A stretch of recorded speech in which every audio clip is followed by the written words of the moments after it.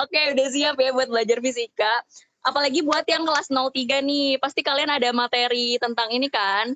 Materi tentang, ada kuis maksudnya ya. Karena yang kelas 03 ada kuis, jadi sekalian aja belajar hari ini kita bareng-bareng ya. Langsung aja nih, kita bakal ketemu sama tutor kita yaitu Kevin. Kevin udah siap belum? Oke, siap. Oke. Jadi langsung aja ya kita belajar. Kalian belajar yang serius ya, jangan ada yang ketiduran dan semoga ilmunya bermanfaat. Oke Kevin, aku silakan buat pandu tutornya ya. Sampai ketemu lagi sama aku nanti. Yang mau bertanya jangan lupa raise hand, nanti bakal aku tunjuk. Baru boleh ngomong ya, seperti biasa. Makasih. Bye-bye. Oke. Ya.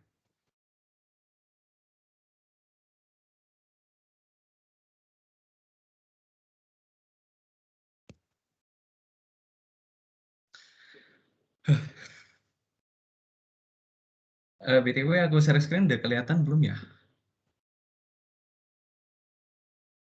Udah aman.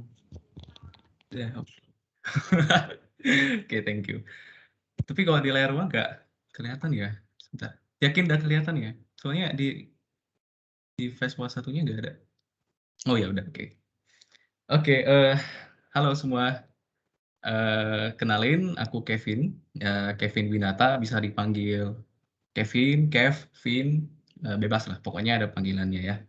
Oke, aku dari FMIPA, sama lah ya, satu fakultas di kalau matematika fisika kelas 03. Kebetulan nanti malam ada kuis juga, jadi sekalian review ya. Oke, tambahan, aku domisili dari Sumatera Utara. Mungkin kalau ada yang tahu dari Kota Binjai. Ya, disitulah aku berada. Dan ya gitu. Itu aja deh kira-kira perkenalan singkatnya. Kita mulaikan aja ya. Kita mulai, kita belajar bareng-bareng tentang dinamika partikel. Tapi sebelum masuk, kita ada isi survei dulu yuk. Untuk sebelum memulai, ada survei kecil-kecil. Kalau nggak salah ada 3 pertanyaan aja. Dan itu sudah termasuk nama kalian. Tuh, BTW, tadi udah tes bisa di-scan barcode-nya. Sebenarnya barcode-nya unik ya. Cuma nggak pernah lihat barcode kayak gini sih. Bisa di-scan juga. Give you 3 menit atau 2 menit kira-kira ya untuk isi surveinya.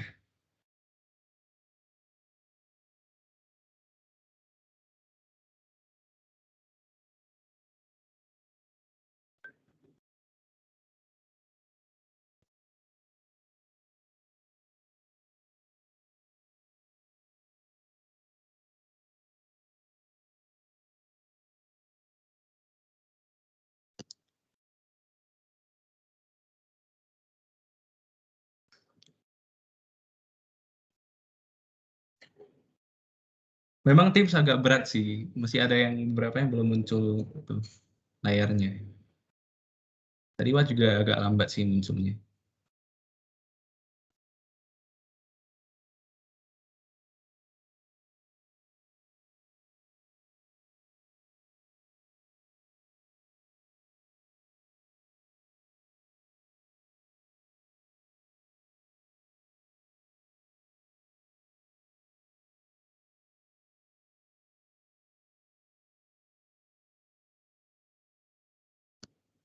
Oke, sudah 37.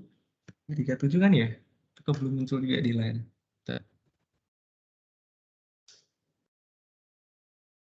Oke, sudah. Oke, sudah ya semua ya. Kita next lanjut ke SOP. Ini kayaknya SOP sudah biasa ya. Oke. Peserta diharap mematikan mikrofon sebelum dipersilakan. Oke. Peserta hendak bertanya dapat langsung menginterupsi. Oke. Peserta yang akan bertanya boleh on mic atau malik. Di Tips gak ada kolom chat kan ya? Jadi kalau misalnya mau nanya boleh on mic aja. Oke, kita mulai. Tapi sebelum kita latihan soal, kita review dulu materinya. Nah, yang kita pelajari sebelum masuk ke lebih dalam lagi, ini mau kasih garis besarnya dulu. Kalau di yang akan kita bahas hari ini itu tentang dinamika yang belum termasuk gesekan dan gerak melingkar. Jadi kita masih bahas sebatas gaya-gaya yang khusus gitu ya. particular forces, yaitu pertama ada tegangan tali, ada gaya normal, ada 4 ya. Ada gaya gesek dan ada gaya gravitasi normal, gesek, dan gaya berat. Ada 4. Bentar, izinkan saya ngulang. Gaya tali, tegangan tali, gaya normal, gaya gesekan, gaya gravitasi. Ya, ada 4. Oke. Oke, pertama kita bahas dulu tentang mekanika Newton. Tapi sebelum itu ya lebih ke umumnya lagi, apa sih itu mekanika gitu. Sebentar ya, kok slide-nya nggak jalan? Belum muncul, sebentar.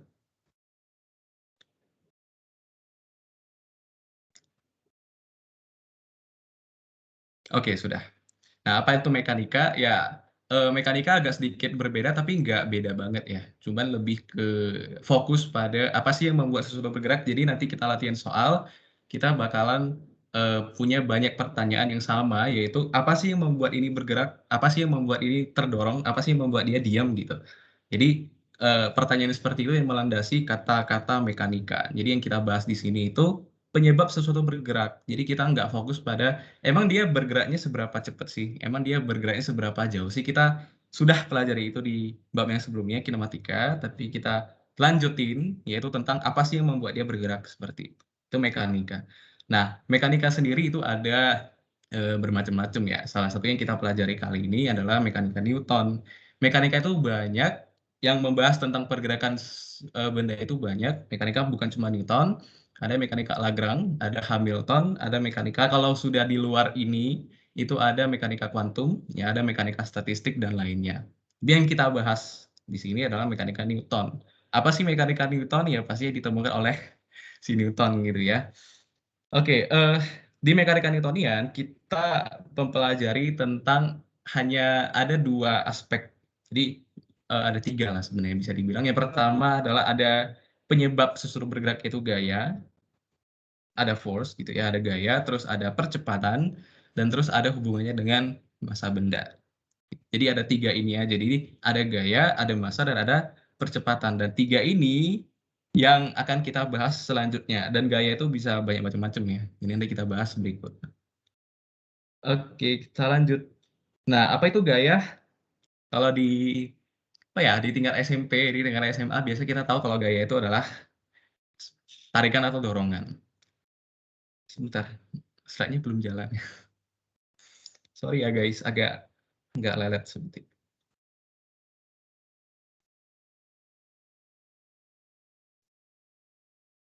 Atau sambil lanjut aja nanti layarnya sendiri gerak kali ya. Oke.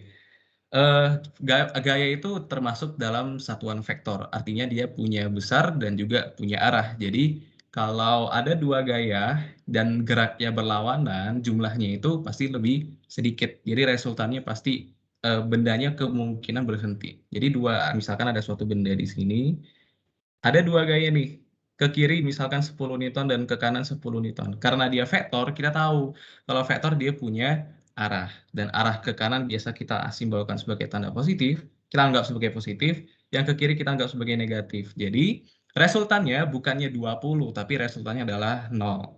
Jadi benda ini bisa dikatakan sebagai benda yang tidak bergerak atau diam. Bisa nggak bergerak?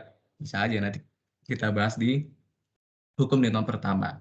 Jadi gaya contoh dari kenapa sih gaya disebut vektor, karena seperti ini. Kalau skalar itu ya kita jumlahin aja kan. Jadi kalau dia ke kanan 10, ke kiri 10, ke atas 10, ke bawah 10, semuanya 40 Newton seperti itu. Tapi itu bukan besaran skalar, gaya itu besaran vektor. Ya. Jadi arah itu sangat mempengaruhi di perhitungan nantinya. Dan besar mereka itu definisikan ada bergantung pada massa dan ada percepatan. Di mana massa kalau dia standar itu adalah 1 kilogram. Nah, kalau benda 1 kilogram ini bergerak dengan percepatan 1 meter per detik kuadrat, maka itu kita katakan sebagai gaya 1 Newton. Jadi 1 Newton itu ketika 1 kilogram benda dia bergerak dengan percepatan 1 meter per detik kuadrat. Jadi kalau misalkan benda 2 kilogram gerakannya 1 meter per detik kuadrat, kira-kira berapa nih gayanya? Ada yang tahu nggak?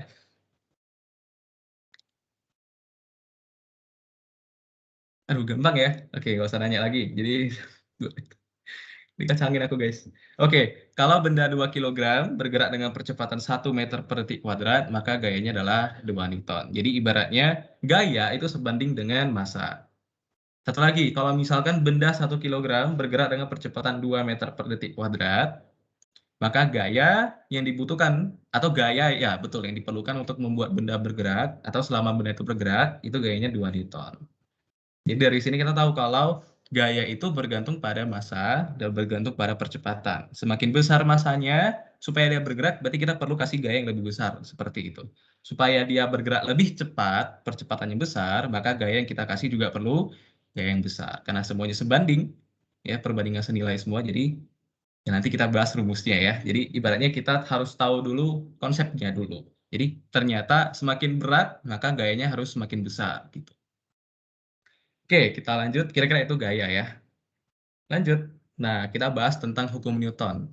Hukum Newton yang pertama katanya, jika tidak ada resultan gaya atau ibaratnya total gaya gitu ya, setelah kita hitung, kalau tidak ada resultan gaya atau resultannya 0, maka bendanya bisa aja diam, bisa aja nih memang diam, atau bisa aja bergerak, tapi bergeraknya dengan kecepatan yang konstan.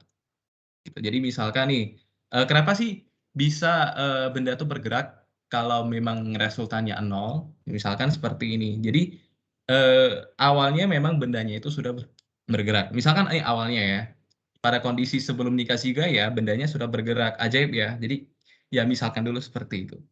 Awalnya dia sudah punya kecepatan 3 meter per detik ke kiri. Jadi nilainya minus ya. Minus 3 meter per detik ke arah kiri. Nah, artinya tanpa gaya pun dia sudah bergerak. Kalau kita kasih gaya misalkan, kita tarik nih berlawanan arah ke kanan misalkan dengan gaya 10 Newton. Suatu saat kita kasih lagi gaya ke kiri sebesar 10 Newton. Nah, apa yang terjadi? Apakah dia diam? Tidak. Tetap dia bergerak, tapi kecepatannya tetap minus 3 meter per detik. Tanpa ada percepatan. Jadi tetap konstan. Jadi 1 detiknya 3 meter, detik kedua 3 meter lagi, detik ketiga 3 meter lagi, gitu, seperti itu. Oke, itu, hukum satu Newton. Jadi, kalau misalkan nih, benda awalnya bergerak 3 meter per detik, terus ditarik dengan gaya 10 Newton. Atau gini deh, misalkan bendanya diam gitu ya, bendanya diam deh. Bendanya diam, kita kasih gaya 10 Newton, tapi dia masih nggak bergerak. Kira-kira apa yang membuat dia nggak bergerak? Bisa nggak sih seperti itu? Bisa kan, sigma F jadi 0, resultan gayanya 0. Kita dorong dia ke kiri dengan gaya 10, tapi dia tetap diem. Bisa nggak seperti itu? Bisa aja. Jadi kalau misalkan memang nggak ada gaya lain yang bekerja, maka satu-satunya alasan kenapa dia diam, ya pasti ada sesuatu yang mendorong dia lagi ke kanan. Apa sih yang mendorong dia ke kanan? Ya sudah tahu ya, itu gaya gesekan. Jadi bisa nggak sih kalau benda dia diem, kita kasih gaya, dia tetap diem gitu? Ya bisa. Itu artinya gaya yang kita kasih sebesar dengan gaya gesekannya, seperti itu. Itulah hukum 1 Newton. Jadi, ketika ada resultan gaya dan nilainya 0, bisa aja dia diem, bisa aja dia bergerak dengan kecepatan yang konstan, seperti itu. Yaitu hukum 1 Newton. Oke, sebelum lanjut ke hukum 2, kita, bahas dulu tentang kerangka acuan inersia. Apa sih itu kerangka acuan gitu ya? Bisa dibilang kerangka acuan itu adalah yang namanya juga acuan, yang berarti, acuannya gitu ya, posisi ya, di mana kita meninjau sesuatu. Jadi, misalkan aku kasih contoh, eee, ini aja deh, lebih greget seperti ini. Pernah nggak bertanya-tanya kalau misalkan nih kita lagi duduk di mobil, atau mobil lambat ya, sepeda nggak konstan juga, misalkan di pesawat deh, tapi nggak pernah gambar pesawat, jadi orang gambar kotak gini, anggaplah kotaknya pesawat, dan pesawatnya bergerak ke sono. Kita diam duduk di sini, terus kita lemparkan sesuatu ke atas, toing. Seiring dengan kita ikutin pesawatnya, kan kita ikutin pesawatnya bergerak tuh kan. Jadi kalau misalnya kita lempar koin ke atas, nah koinnya kita diam di dalam itu, kita melihat kalau ya koinnya pasti balik ke tangan kita. Kita lempar ke atas, ya dia cuma bergerak vertikal ke atas, terus nanti gerak ke bawah lagi, seperti itu. Tapi kalau pernah nggak sih kepikiran kalau harusnya kalau kita bergerak ke depan dan kita lempar koin ke atas, harusnya koinnya bergerak ke belakang dong, ibaratnya mundur gitu kan. Tapi kok kita diem di pesawatnya, kok bisa sih kita koinnya balik ke tangan kita sendiri. Jadi kita melihat dia cuma bergerak ke atas ke bawah, vertikal doang, dia nggak bergerak secara horizontal. Kepikiran nggak, kenapa sih bisa seperti itu? Harusnya kan koinnya bisa ke belakang. Ya, kira-kira kenapa?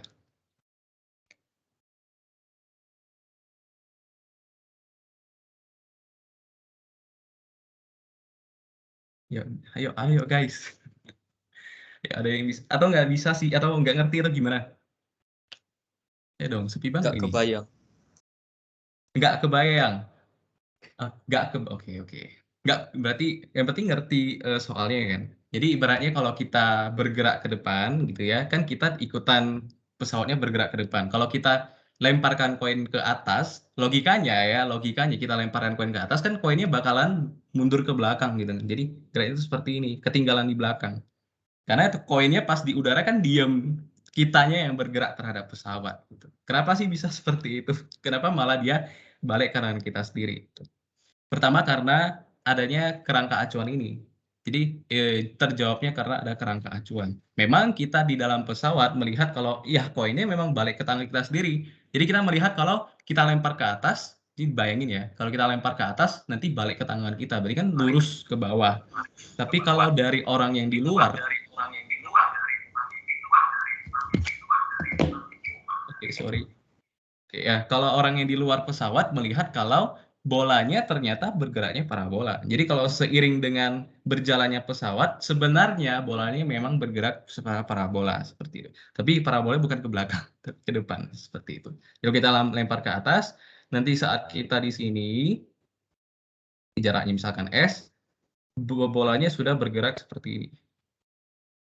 Berbentuk lintasan parabola. Dan ini yang tidak terlihat oleh kita yang ada di dalam pesawat seperti itu. Kenapa? Ya karena kita bergerak terhadap si pesawat. Jadi kerangka acuannya yang mana nih ya? Kalau kita berada di dalam, ya kerangka acuan kita ya terhadap pesawat. Jadinya kita tidak melihat lintasan parabola pada bola tersebut. Tapi sebenarnya bola ini ya sudah bergerak dengan lintasan yang parabola. Dia sudah bergerak ke atas gitu, mengikuti kita. Seperti itu. Oke, itulah contoh ya dari definisi dari kerangka acuan. Jadi kerangka acuan itu berbeda-beda di setiap tempat gitu ya. Kalau kerangka acuannya berbeda, maka kita melihat pergerakannya sudah berbeda. Makanya perlu ada satu definisi yang pasti, ya kita punya kesepakatan yang pasti. Kalau di mekanika Newton, kita menggunakan kerangka acuan yang inersia. Inersia artinya dia tidak dipercepat atau kerangka acuannya bisa diem atau bisa bergerak dengan kecepatan yang konstan. Kalau dia sudah bergerak dengan percepatan, itu sudah tidak kita bahas dan tidak bisa dibahas dengan mekanika Newton. Seperti itu. Itulah kerangka acuan. Oke. Semoga paham ya guys. Ya, kita lanjut. Berikutnya massa. Definisi massa. Massa, kalau kita hubungkan dengan gaya, ya massa itu ya apa ya? Yang mempengaruhi percepatan gitu ya. Jadi kalau misalkan semakin besar massanya, ya semakin lambat pergerakannya. Atau semakin besar gaya yang perlu kita berikan. Jadi semakin ringan, maka gaya yang kita berikan perlu kecil. Atau percepatannya lebih besar. Seperti itu. Jadi kan massa itu adalah satuan atau besaran yang skalar. Jadi dia tidak bergantung pada arah. Seperti itu. Itu massa, terus kita bahas ke hukum kedua Newton. Ya, ada tahu lah ya, ada familiar. Jadi hukum kedua Newton itu mengatakan kalau resultan gayanya itu sebanding dengan massa dan sebanding dengan percepatan. Jadi semakin besar massanya, semakin besar gaya yang kita perlu berikan. Semakin besar atau supaya dia cepat pergerakannya, maka gayanya kita kasih juga harus besar. Itu sangat logika sekali ya. Nah, jadi kalau di sumbu X ya seperti ini, sumbu Y juga sama, di sumbu Z juga sama. Gitu. Dan satuan internasional dari gaya itu adalah 1 Newton. 1 Newton itu adalah 1 kilogram, benda 1 kilogram bergerak dengan percepatan 1 meter per detik kuadrat. Jadi setara satuannya dengan 1 kilogram meter per detik kuadrat, dan itu sama dengan 1 Newton. Gitu. Nah, diagram benda bebas itu bisa kita gambarin untuk menentukan gaya-gaya apa aja sih yang bekerja pada benda ini. Jadi kalau ada suatu sistem yang sudah sangat kompleks sekali, udah ada sekian tegangan tali, ada 2 tali, ada 3 kali, ada 2 katrol. Tapi jarang ya. Oke, 1 katrol lah mungkin paling banyak. Itu kita perlu pisah-pisahin setiap benda dan kita gambarin gaya apa aja yang bekerja padanya. Supaya tidak membingungkan gitu ya. Dan penggambaran diagram benda bebas ini bisa kita gambar sebagai benda titik. Karena kita nggak peduli bentuknya kotak kah atau bentuknya seperti apa, mobil sepanjang 5 meter atau gimana, kita nggak peduli. Kita cuma menganggap dia sebagai benda titik. Dan kalau misalkan masanya kan berbeda-beda nih, mungkin sorry agak ribut ya. Mungkin kalau masanya terpusat di depan gitu ya, lebih ringan di belakang, itu gimana sih? Itu kita nggak peduliin dulu. Jadi kita anggap semuanya tuh sebagai satu titik aja gitu.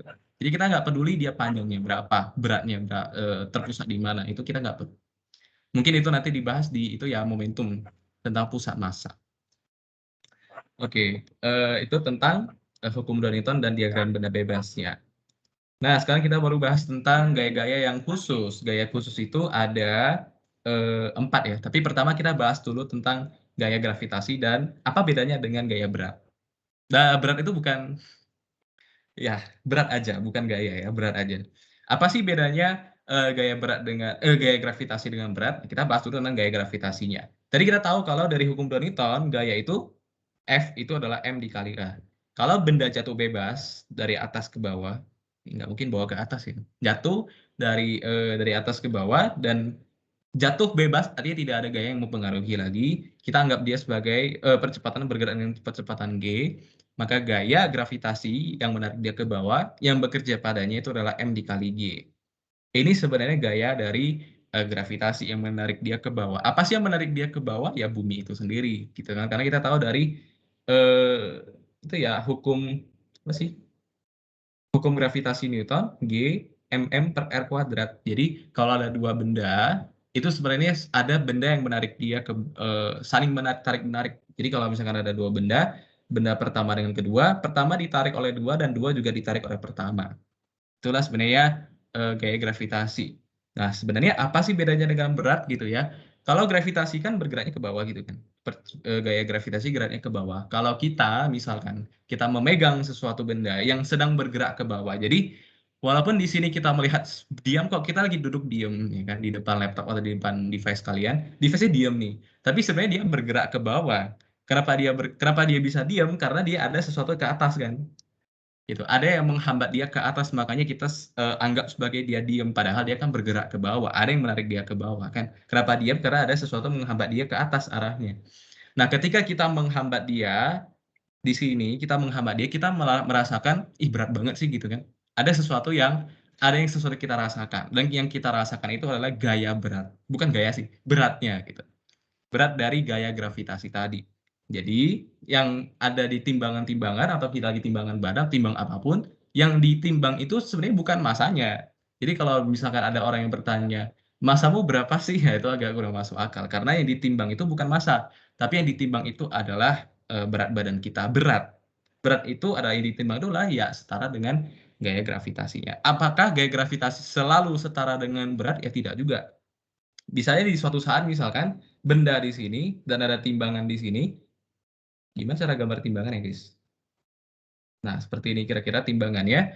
Kalau di sini benda dengan timbangannya sama-sama jatuh nih. Kira-kira timbangannya merasakan beratnya enggak? Ya enggak kan. Jadi kayak pertama kalau misalkan bendanya bergerak ke bawah dengan percepatan G, si timbangan juga bergerak ke bawah dengan percepatan G, apakah si timbangan merasakan timpaan dari benda yang di atasnya? Ya tidak lagi.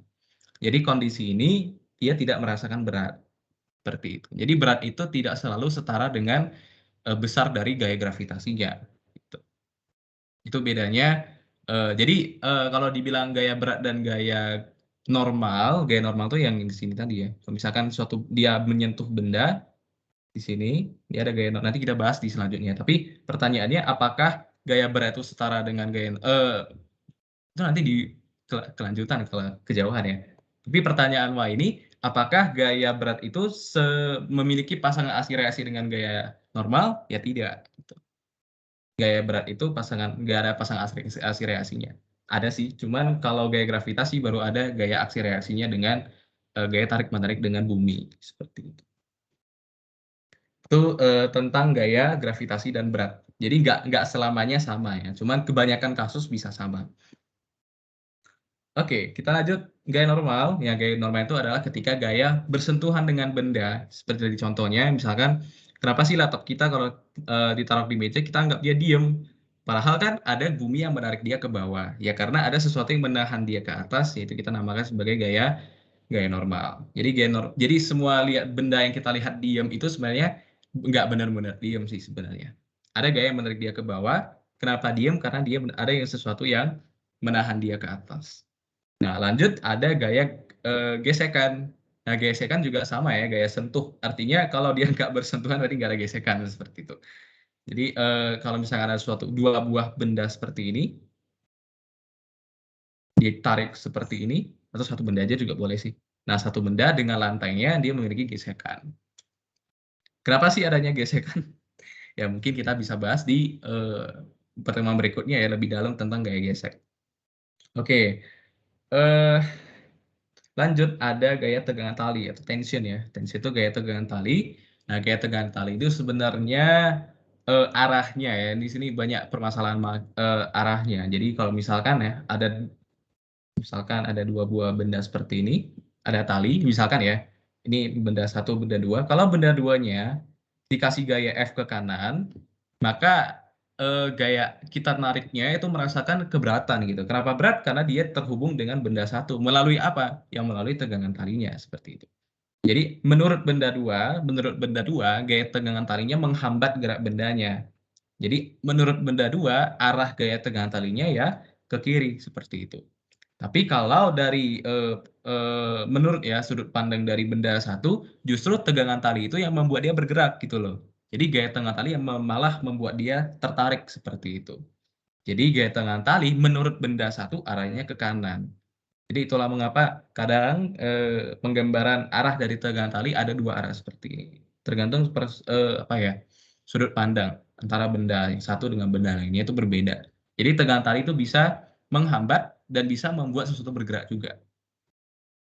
Tuh, itu tegangan tali. Ya review ya, tapi reviewnya kelamaan.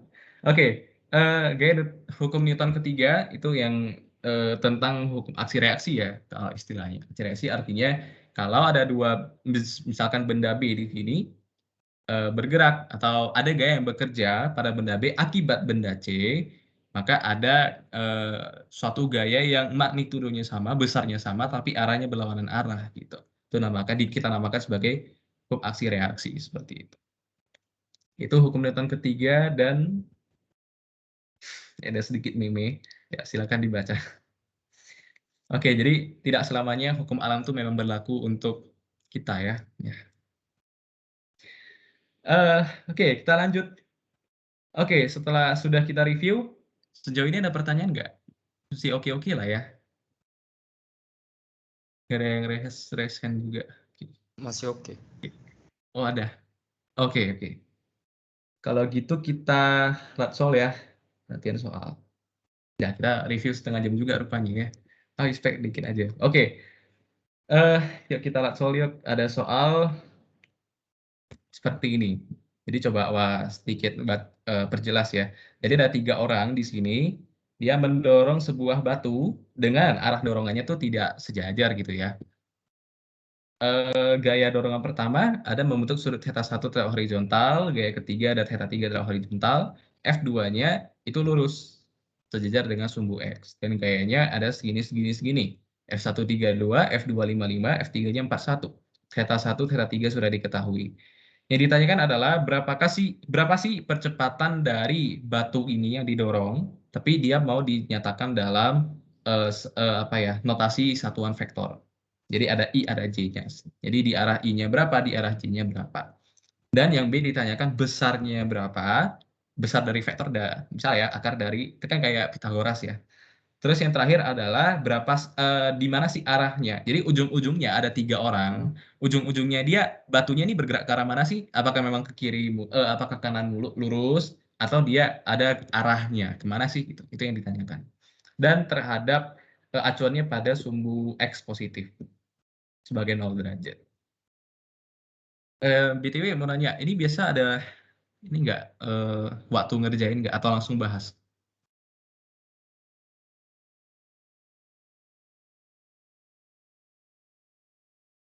Biasanya sih langsung bahas. Oh langsung bahas, oke deh langsung bahas. Mungkin kalau ada yang mau request mau kerjain dulu deh, terus buat dulu ya boleh ya. Thank you Indra. Klik banget sih. Oke, kita mau langsung bahas, oke deh. Ini soal yang bisa dibilang langsung ketemu idenya, tapi ribet perhitungannya. Jadi bisa dibilang nggak sulit ya, kalau bisa kita kategorikan sebagai soal yang langsung ketemu idenya gitu. Oh gini, tinggal nanti kita hitung. Nah idenya apa sih gitu? Kalau kita mau cari percepatan ya dari awal ya kita udah diperkenalkan cuma ada 3 satuan doang kan kalau di dinamika kan, mekanika. Ya ada dia dinamika ya, di Newton ada gaya, ada massa, ada percepatan, itu aja. Jadi nggak ada hal-hal yang lain gitu. Nah kalau di sini kalau dia ditanya percepatan ya berarti ada percepatannya gitu kan, berarti berlaku hukum dari Newton. Kenapa? Ya karena bendanya juga bergerak. Jadi sigma dari F itu adalah massa dikali percepatan. Pertanyaannya sigma F-nya itu seperti apa sih? Nah, sigma F itu total gaya yang bekerja, tapi di sini langsung diketahui F1 32. F1 kan ke situ. 32 Newton. F2-nya 55. F3-nya di sini 41 Newton. Nah, ini kan belum apa ya? Masih ada sebagiannya dibagi ke sumbu X, ada sebagian yang dibagi ke sumbu Y. Makanya kenapa benda bisa bergerak serong gitu?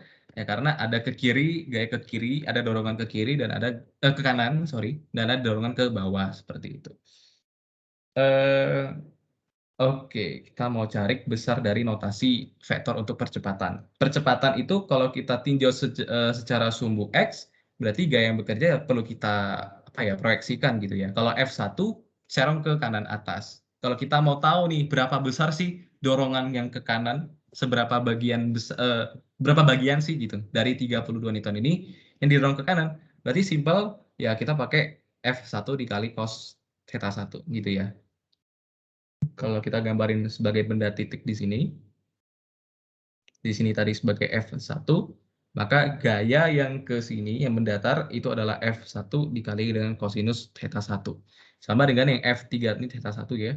Di sini F3, di sini theta 3. Kalau kita proyeksikan terhadap sumbu X, maka kita dapatkan F3 ini langsung tulis jumlahin ya, ditambahkan dengan F3 dikali cos theta 3.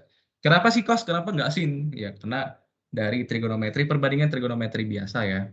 Jadi cos itu samping per miring gitu. Nanti dapat ternyata F1-nya dikali cos theta 1 kalau kita mau cari di sumbu X-nya. Dan ditambah lagi jangan lupa dengan F2-nya. Karena kan F2-nya juga ke kanan dan searah semuanya. Makanya kita jumlahin. Jadi di sumbu X ternyata ada 3 gaya. F1, F2, dan F3. F1, F3-nya sudah kita proyeksi besarnya seperti ini. Jadi untuk masuk ke sigma Fx kita tinjaunya itu adalah M dikali AX. Jadi kita cari dulu percepatan di sumbu X gitu ya. Fx-nya berarti dijumlahin aja semuanya. Karena semuanya bergerak dengan arah yang sama-sama ke kanan semuanya. Jadi F1 dikalikan dengan cos theta 1 ditambah F2 ditambah F3 dikali cos theta 3 itu sama dengan massa dikali percepatan pada arah sumbu X. Tinggal kita substitusi aja sih. Cuman karena mungkin angkanya seperti itu ya, kita butuh kalkulator ya. Jadi 32 Newton dikali cos theta 1, cos theta 1 tadi 30, cos 30 itu akar 3/2, ditambah dengan F2, sorry ya bolak-balik guys, 55 Newton, dikali, ya betul, ditambah dengan F3-nya 41 Newton, dikalikan dengan cos theta 3, 60 derajat, cos 60,5 ya, sama dengan masanya tadi 120 kg, dikalikan dengan A pada arah X. Jadi AX-nya, ya kita hitung. Jadi kalau kalian bantu hitung dan spot masalah di mana, boleh di itu ya, koreksi guys. Oke, ditambah 55, ditambah 41, tapi dibagi 2. Terus dibagi lagi 120, jadi kira-kira 0,86 meter per detik kuadrat. Itu pada sumbu X. Nah, pada sumbu Y bagaimana? Ya, kita tinjau lagi. Kalau di sumbu Y itu gayanya apa-apa aja sih? Tadi kita tahu kan kalau gaya yang diberikan tuh serong, berarti kan dibagi itu gayanya kan. Ada sebagian ke kiri, ke kanan, ada sebagian yang ke atas. Nah, ke atasnya berapa? Ya, F1 dikali sinus theta 1. Yang ke bawah juga sama ya, F3 dikali sinus theta 3. Berarti pada arah sumbu Y gitu ya, ada 2 gaya saja yang bekerja padanya, pada benda ini, pada batu ini, yaitu F1 dengan F3. Pertanyaannya, mereka kan arahnya berlawanan arah, otomatis kita merasakan ada yang menghambat dia gitu. Jadi bukan malah makin cepat, nanti bergerakannya malah makin lambat, gitu ya. Logikanya seperti itu. Tapi sejalan dengan vektor sih. Kalau kita misalkan ke atasnya itu positif dan ke bawah itu negatif, oke. Nah, berarti resultannya sigma FY itu kan M kali AY. Kalau kita tinjau secara sumbu Y, sigma FY-nya ke atas positif, kita anggap, maka F1 sin theta 1, ke bawahnya negatif. Jadi ditambah dengan minus, yang langsung minus aja ya. F3 dikali sin theta 3 sama dengan M dikali AY. Kita masukin aja nih. Jadi F1-nya 32 Newton, sin 30 itu setengah ya. Dikurangin dengan F3-nya 41 Newton, dikalikan dengan sin 60, ya akar 3/2, sama dengan 120 kg, dikalikan dengan AY. Jadi AY-nya berapa nih? 16 dikurang 41 dikali akar 3 dibagi 2, dibagi 120, dapatnya minus ya. Minus 0,16 meter per detik kuadrat. Nah, ini kita dapat nih ternyata percepatan pada sumbu X itu 0,86, percepatan pada sumbu Y itu minus. Ya minus berarti ujung-ujungnya dia bergerak ke bawah seperti itu ya, sesuai dengan arah ini tadi yang kita misalkan. Kalau misalkan tadi AY-nya kita dapat positif, ya berarti ujung-ujungnya nanti dia ada bergeraknya ke atas seperti itu. Jadi percepatan kalau kita nyatakan dalam satuan notasi vektor itu adalah 0,86 I dikurang 0,16 J meter per detik kuadrat. Inilah besar ya vektor percepatan untuk batu ini yang bergerak. Yaitu untuk yang A. Yang B ditanya berapa sih besarnya? Ini A tadi ya. Kalau mencari besarnya gimana? Ya berarti besarnya atau bisa dikatakan mutlak gitu ya. Di akar dari 0,86 kuadrat ditambah minus 0,16 kuadrat. Kalau kita hitung berapa guys? 0,86 kuadrat. Sorry agak boring ya, karena kita udah tahu idenya, cuma hitungnya aja yang lama. 0,8, udah di akar belum ya? Oh udah, 0,4. 0,4 ya, 0,4 meter per detik kuadrat. Itulah besar percepatannya. Yang terakhir ditanya arahnya. Arahnya relatif terhadap sumbu X positif. Nah, kalau kita gambar ini, kan kita sudah tahu ya. Sebentar guys, kurang space. Tak copy dulu. Tuh nilai. Mana tadi? Oh ini. Nah, yang dari poin A kita dapat notasi satuan vektor dari percepatan tadi 0,86 I dikurang 0,16 J meter per detik kuadrat. Nah, kalau kita plotkan ini ke dalam Kartesius ya. Jadi kita bisa melihat kalau X-nya positif dan Y-nya negatif, kira-kira di kuadran berapa tuh? X-nya positif, Y-nya negatif ke bawah, ya maka dia di kuadran keempat. Kira-kira seperti itu. Di kuadran keempat, dengan acuan ya, kalau acuannya X, kalau acuan kalau acuannya X, sumbu X positif sebagai 0 derajat, maka satu derajat itu ya berlawanan arah jarum jam. Ke situ sebagai sudut yang positif. Ini theta positif. Kalau dia menuju kuadran keempat dulu, ya berarti thetanya negatif. Untuk mencari besar dari arahnya ini ya kita pakai tan theta ya. Kenapa tan sih? Kalau kita plotkan tadi, misalkan ya di sini 0,86, terus misalkan di sini minus 0,16, berarti kan kira-kira di sini. Dari pangkal ke situ, nah itu kira-kira ini penampakan vektornya. Nah, untuk mencari sudut theta ini yang diapit dengan sumbu X seperti itu, untuk mencarinya gimana ya? Diketahui ada depan, ada samping gitu ya. Baik kita pakai tan theta. Jadi tan theta depannya yang ini nih. Depannya yang 0,16 dibagi dengan sampingnya yang 0,86. Kenapa sih nggak ada minus? Ya, pertama bisa dimasukin aja sih. Bisa dimasukin aja ke dalam perhitungan. Jadi nanti theta-nya itu adalah tan inverse dari minus sekian-sekian, ya boleh-boleh aja. Tapi itu perlu dijelasin ya, kalau misalkan soalnya uraian itu perlu dijelasin kenapa sih kita anggapnya dia negatif dan kenapa di sini kenapa anggapnya positif gitu. Karena di situ kita tahu kalau kita sudah menyadar nih kalau pergerakannya itu pada kuadran keempat, otomatis nanti tetanya yang negatif seperti itu. Jadi tan tetanya adalah tetanya adalah tan inverse dari 0,16 dibagi 0,86. Itu jawabannya kira-kira 10,54 lah ya derajat, dan kita munculin minus. Kenapa minus? Ya karena dia di kuadran 4 pergerakannya searah jarum jam ya negatif datanya. Oke, itu yang C berarti ini ya. Oke. Sudah terjawab soal yang nomor 5. Ada yang mau bertanya mungkin?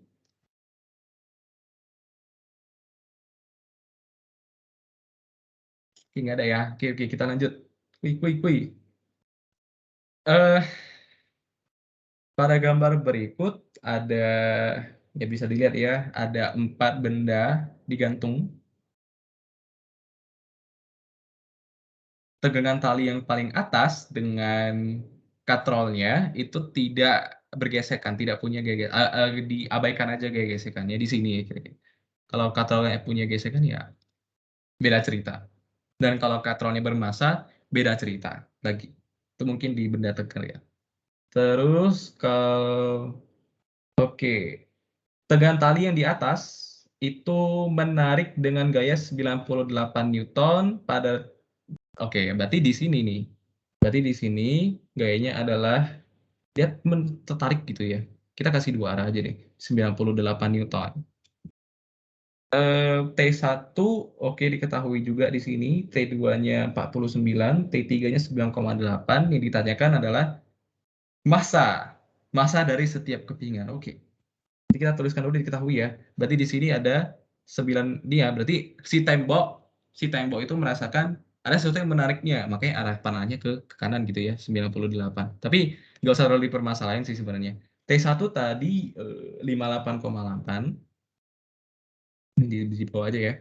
58,8, terus tadi ada 49 dan 9,8. 49 Newton dan 9,8 Newton. Yang ditanyakan adalah massa A, B, C, D berapa.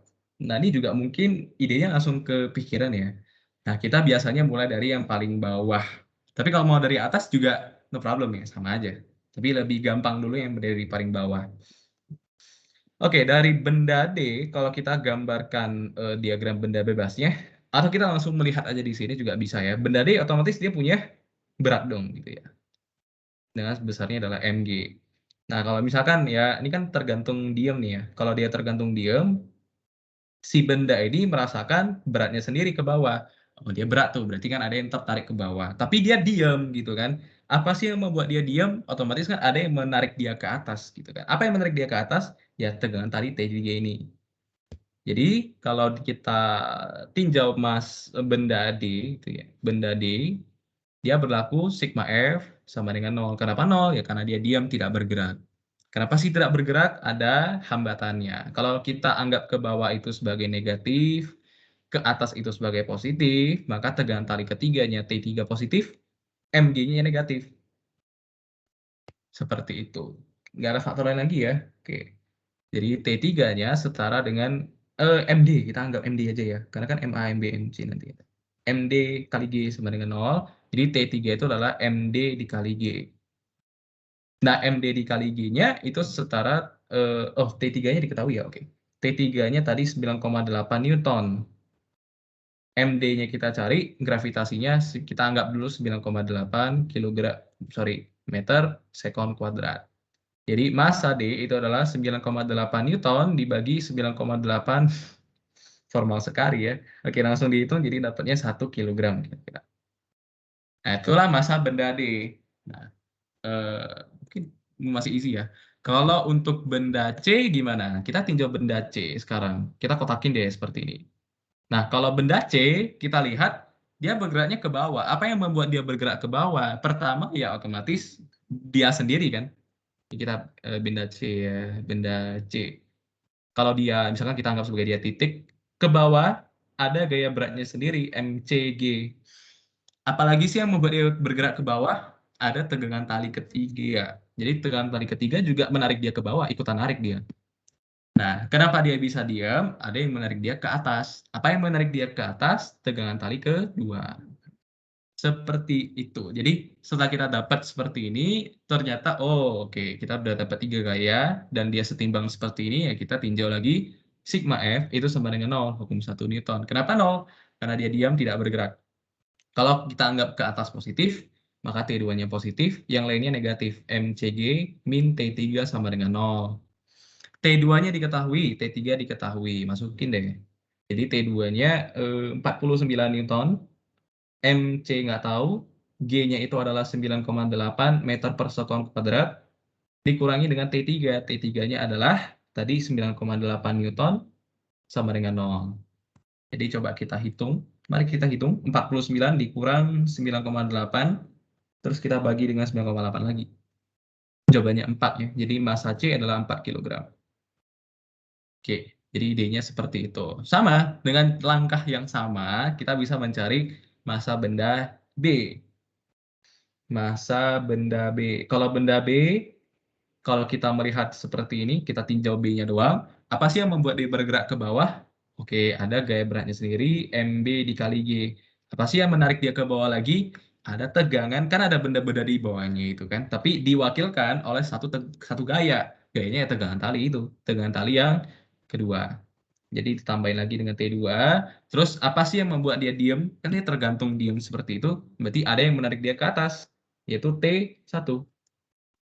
Nah, baru kita keluarkan lagi ke sumbu sigma F sama dengan 0, hukum 1 Newton.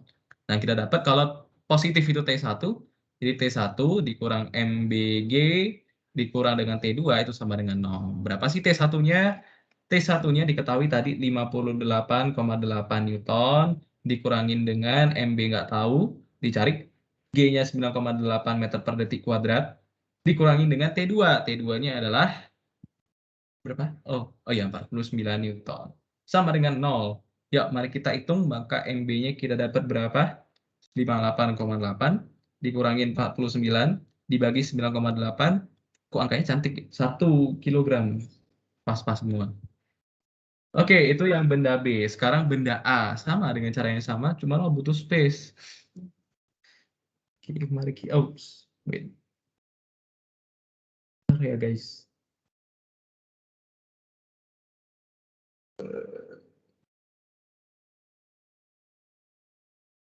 Oke, kita ujung. Oke, sini. Nah, kalau kita tinjau benda A kita lihat, oh dia ada pergerakannya ke bawah. Kan ke bawah karena ada gaya beratnya sendiri, dan ada lagi yang menarik ke bawah, yaitu si T1-nya. T1 ke bawah lagi. Nah, kenapa dia bisa diam? Ya karena ada sesuatu yang menghambat dia ke bawah. Apa sih yang menghambat dia ke bawah? Talinya, cuman talinya, oke. Tali di sini dengan tali di sini itu sama besarnya. Kenapa sih? Ya karena ibaratnya tidak ada yang mempengaruhi tegangan talinya supaya berubah. Jadi ibaratnya katrol di sini kita anggap tidak bermassa dan tidak bergesek, dan menyebabkan ya katrolnya tegangan talinya sama besar nilainya. Nah, kalau misalkan katrolnya bermassa, mungkin saja tegangannya berbeda gitu. Oke, kalau tegangannya di situ 98 Newton menarik dia ke atas, kita anggap apa ya namanya? Kita namakan T, jadi T doang. Dan nilainya itu 98 tadi ya. Nah, jadi kalau kita masukin ke ke hukum 1 Newton, sigma F itu sama dengan 0, ke atas positif berarti T minus MAG minus T1 sama dengan 0. Jadi T-nya tadi 98 Newton, dikurang MA-nya nggak tahu, kita cari. Dikali 9,8 meter per detik kuadrat, dikurang T1-nya, berapa dia? Oke. Dan ya, oke. Terus dikurangi dengan T1 tadi berapa, guys? 58,8 Newton sama dengan 0. Ayo, mari kita hitung, maka MA-nya berapa? 98 dikurangi 58,8 dibagi 9,8. Oh, pas lagi 4 kg. Oke, seperti itu. Itulah massa A, massa B, massa C, massa D. Bisa nggak sih kalau kita hitung dari atas? Ya bisa juga, sama aja. Tidak ada bedanya. Oke, ada pertanyaan? Kok sangat bagus. Oke, kita lanjut deh kalau nggak ada yang nanya. Nomor 45. Ada suatu elevator. Si elevator apa sih? Lift ya? eskalator baru yang tangga bergerak itu kan ya? Ya, oke. Ya. Dengan beratnya 27,8 kilonewton bergerak ke atas. Ya, kira-kira seperti ini. Dia bergerak ke atas dan nggak tahu kecepatannya berapa. Oh, oke, ada 2 kasus. Apa tegangan tali pada kabel? Oke. Lift kan ada kabel ya, ada tegangan tali di sini, kabel yang menarik dia ke atas gitu kan.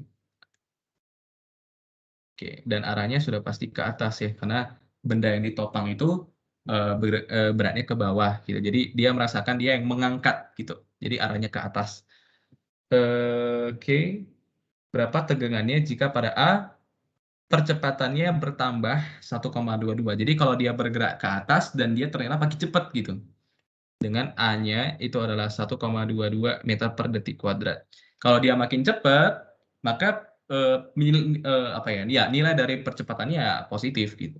Makin cepat. Kalau misalkan berkurang, makin lambat, maka ibaratnya ya A-nya itu bernilai negatif atau A-nya arahnya ke bawah. Itu untuk kasus yang B.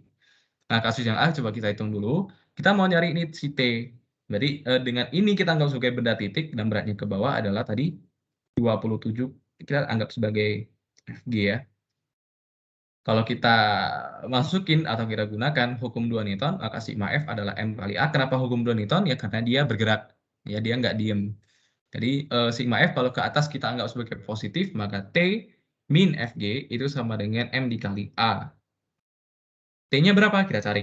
Fg-nya berapa? Gaya beratnya tadi 22, gaya gravitasinya atau beratnya 27,8 kali 1000, 27.800 Newton sama dengan masanya, ya masanya berarti ambil W per G ya. Berarti 27.800 Newton dibagi 9,8 kilogram.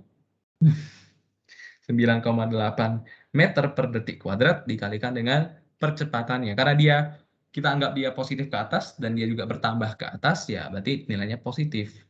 Meter per detik kuadrat. Dengan satunya coret habis. Jadi T-nya itu adalah, ya mari kita hitung. 27.800 dibagi 9,8 dikali 1,22 ditambah 27.800. Kira-kira 31.260 Newton. Itu tegangan tali kalau memang dia bergerak ke atas. Nah, kalau di B dia beda, bergeraknya ke bawah. Bukan bergerak ke bawah sih, bergeraknya ke atas cuma dia diperlambat. Artinya percepatannya arahnya ke bawah. Karena kenapa sih? Ya karena dia diperlambat. Minus 1,22 meter per detik kuadrat. Makin lambat berarti pergerakannya bukan malah makin cepat, makin lambat berarti setiap detik kecepatannya berkurang, makanya A-nya negatif seperti itu. Ke bawah Fg, ke atas ada T. Jadi kalau kita masukin atau kita gunakan hukum 2 Newton, maka yang tetap ya, kalau kita misalkan atasnya positif, maka T min Fg itu sama dengan M dikali A, dan A-nya nanti negatif karena dia ke bawah seperti itu. T-nya berapa dicari? Fg-nya 27.800 Newton, sama dengan masanya adalah 27.800 Newton dibagi 9,8 meter per detik kuadrat dikalikan dengan minus 1,22 meter per detik kuadrat. Sorry ya di sini ya taruh. Jadi T-nya adalah, ya oke. Kita hitung. 27.800 dibagi 9,8 dikali minus 1,22 ditambahin dengan 27.800. Jadi tegangan talinya adalah 24.339 Newton. Atau kalau kita mau buat ke kilonewton, ya paling dibulatin ya. Jadi 24 kilonewton aja mungkin. Atau 24,3 kira-kira. Jadi nggak usah deh yang detail aja. Oke. Seperti itu untuk nomor 45. Kita lanjut ya, guys. Lanjut. Nomor 54. Berarti kalau ada yang mau nanya, langsung nanya aja ya. Oke, yuk, gas. Pada gambar berikut, sama ya, cuman bedanya dia bergerak. Kalau tadi, oke, Andri mau nanya, oke silakan. Langsung aja, nggak apa-apa. Sebenarnya tadi mau nanya yang soal nomor sebelumnya sih. Nggak apa-apa. Nggak Yang apa-apa. nomor berapa? Oke. Yang ini? Yang itu. Apa ya, lupa. Yang ada katrol terus yang itu, yang bendanya bertumpuk gitu. Nah, itu. Ini. Oke. friction is fully enclosed with the force of a magnetism. Kalau ngeliatin dari soalnya ya ini kan asumsinya kan katrolnya nggak bermassa ya. Kalau misalkan ada tuh kebanyakan soal iseng ya. Kalau buat ngasih tahu misalkan masa-masa ABCD-nya udah dikasih tahu. Cuma kita harus nyari katrol masa katrolnya itu gimana ya? Oke, kalau nyari massa katrol biasanya itu kita udah tinjau banget bentuk dari katrolnya. Jadi itu udah pasti tidak dibahas di dinamika. Sudah pasti itu, Pak yakin 100%. Karena di dinamika bagaimana bentuknya pun ya bendanya katrolnya segede apapun, katrolnya sekecil apapun, dia jari-jarinya seperti apa, masanya seberapa berat pun ya kita nggak tinjau itu. Itu nanti kita ada topik khususnya nanti kita itu di benda tegar. Karena dia bahas bentuk dari benda, jadi bentuk benda itu ya kita bahas lagi lebih detail. Tapi kalau di dinamika ini, makanya dinamika titik ada yang beberapa disebutannya dinamika benda titik. Artinya semua benda kita anggap titik gitu. Jadi massa tidak pernah bisa dicari kalau massa katrol di dinamika benda titik seperti ini. Oke? Oke, udah membantu. Makasih banyak ya. Oke, thank you. Sama-sama. Oke, lanjut ya. Sorry ya, ini slide-nya memang agak lelet, nggak tahu kenapa. Oke, ini deh nomor 46. Sebuah lagi, apa namanya? Elevator lagi. Lift ya, berarti kita sebutannya lift ya. Oke. Dia bergerak, ditarik ke atas oleh satu kabel, sama seperti tadi berarti ya. Ditarik ke atas dengan T. Oke, cap, itulah ya, itu ya liftnya. Dan ada satu orang di dalamnya, totalnya 2000 kg. Wah, ini mungkin ada banyak pertanyaan nanti nih. 2000 kg. Oke, berarti ada benda, ada orang di dalam. Apa sih occupant kayak, nah pokoknya ada orang gitulah. Penghuni, ada penghuninya di sana.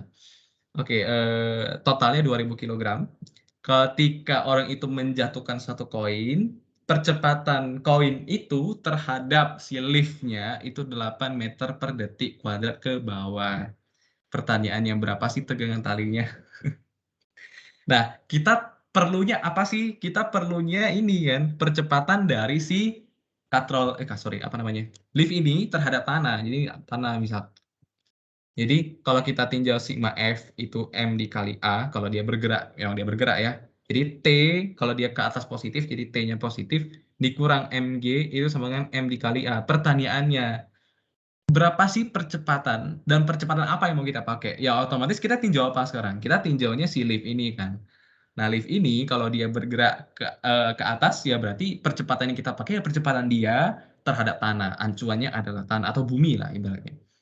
Gitu. Nah, tapi di situ tidak diketahui berapa sih percepatan liftnya terhadap tanah atau bumi. Diketahui malah kalau ada benda di sini, di dalam liftnya itu, makanya tadi Pak sedikit pencerahan di depan gitu ya. Kalau kita di dalam liftnya dan ada sesuatu jatuh ke bawah, itu percepatannya terhadap si liftnya itu malah 8. Ke bawah berarti kita anggap negatif. Dari sini bisa nggak kita cari percepatan si liftnya terhadap tanah? Karena kalau kita pakai si koinnya, kita masukin ke sini yang nggak masuk akal.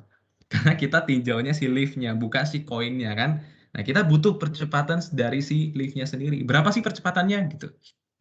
Nah, ini kita gunakan konsep kecepatan atau gerak relatif yang udah kita pelajari di kinematika kemarin. Jadi gerak relatif itu tergantung dari acuannya. Acuannya apa sih gitu. Kalau kita meninjau di sini, kita sebagai orang yang di tanah melihat koinnya kalau jatuh ke bawah itu bergerak dengan gravitasi kan. Gravitasi bumi yang nilainya minus 9,8. Tapi dia di dalam merasakan dia terhadap lift ya. Dia di dalam merasakan dia jatuh ke bawah cuma minus 8. Kenapa sih? Ya karena dia di dalam di sini, di dalam liftnya dan bergerak berbarengan dengan liftnya. Jadi ibaratnya kalau dia kecepatan awalnya tidak 0, kecepatan awalnya ada. Karena apa? Ya karena di liftnya awalnya sudah bergerak ke atas gitu. Makanya dia merasakan bukan minus 9,8 tapi minus 8. Nah, pertanyaannya bagaimana cara mencari percepatan dari lift terhadap tanah? Gini. Percepatan orang terhadap percepatan orang terhadap tanah itu adalah percepatan orang terhadap lift ditambahkan dengan percepatan lift terhadap tanah.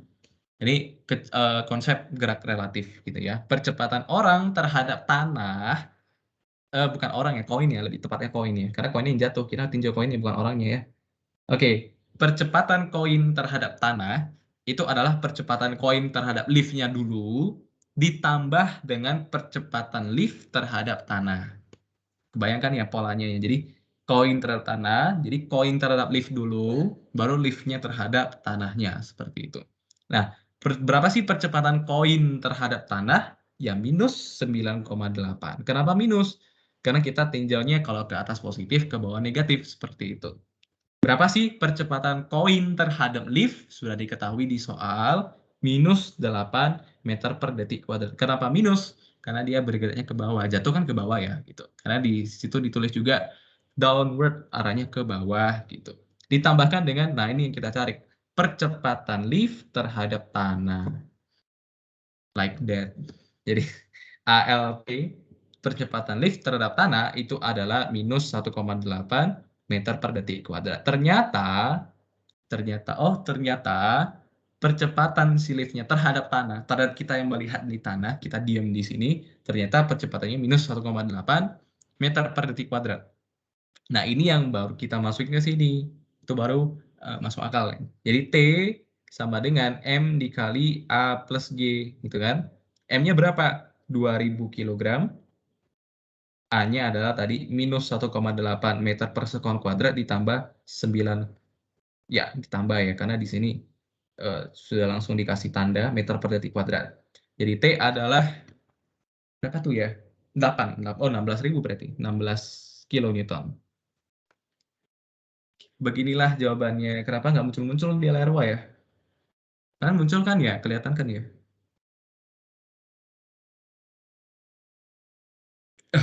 Nilai.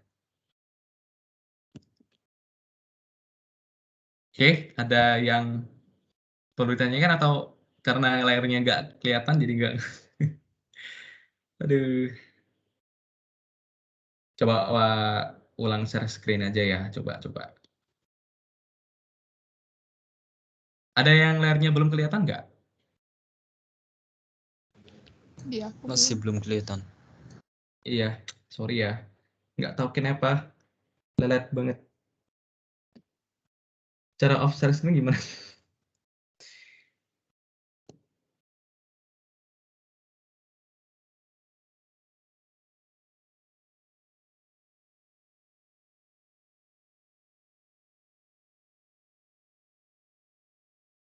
Coba cabut dulu lah ya. Oke.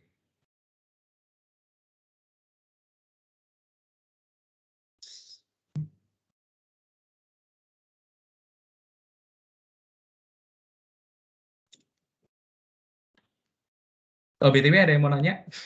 Sekalian lah, sambil krik banget soalnya dari tadi.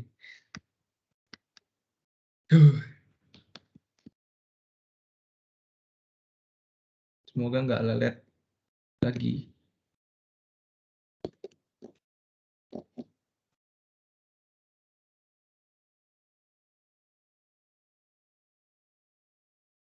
Izin share screen guys.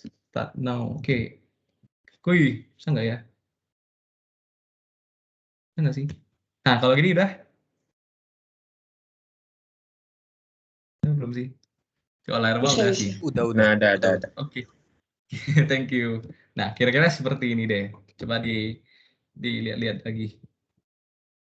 Jadi ulangin ya. Tadi kan agak stuck di satu. Jadi untuk mencari percepatan si lift terhadap tanah, maka kita perlu konsep bukan relativitas sih, tapi gerak relatif gitu ya.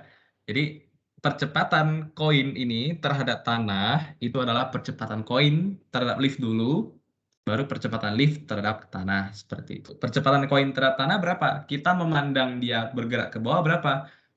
Setara dengan gravitasi. Kita menganggap dia bergeraknya itu jatuh bebas gitu. Tapi di dalam lift, orang yang melihat dia nggak jatuh bebas karena ada kecepatan awalnya. Kenapa? Karena dia berada di dalam lift dan liftnya sudah bergerak ke atas gitu. Saat bergerak ke atas, dia jatuh gitu. Jadi kan ada kecepatan awalnya gitu. Menurut orang di dalam lift.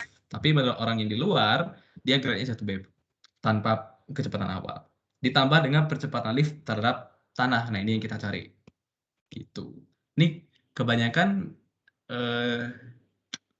jarak sih ya kalau soal nggak tahu juga sih, nggak berani bilang juga. Tapi ya ada sih soal kayak gini. Oke, ada pertanyaan? Oke lah, kalau ada nanti baru balik lagi, nggak apa-apa. Oke, kita lanjut.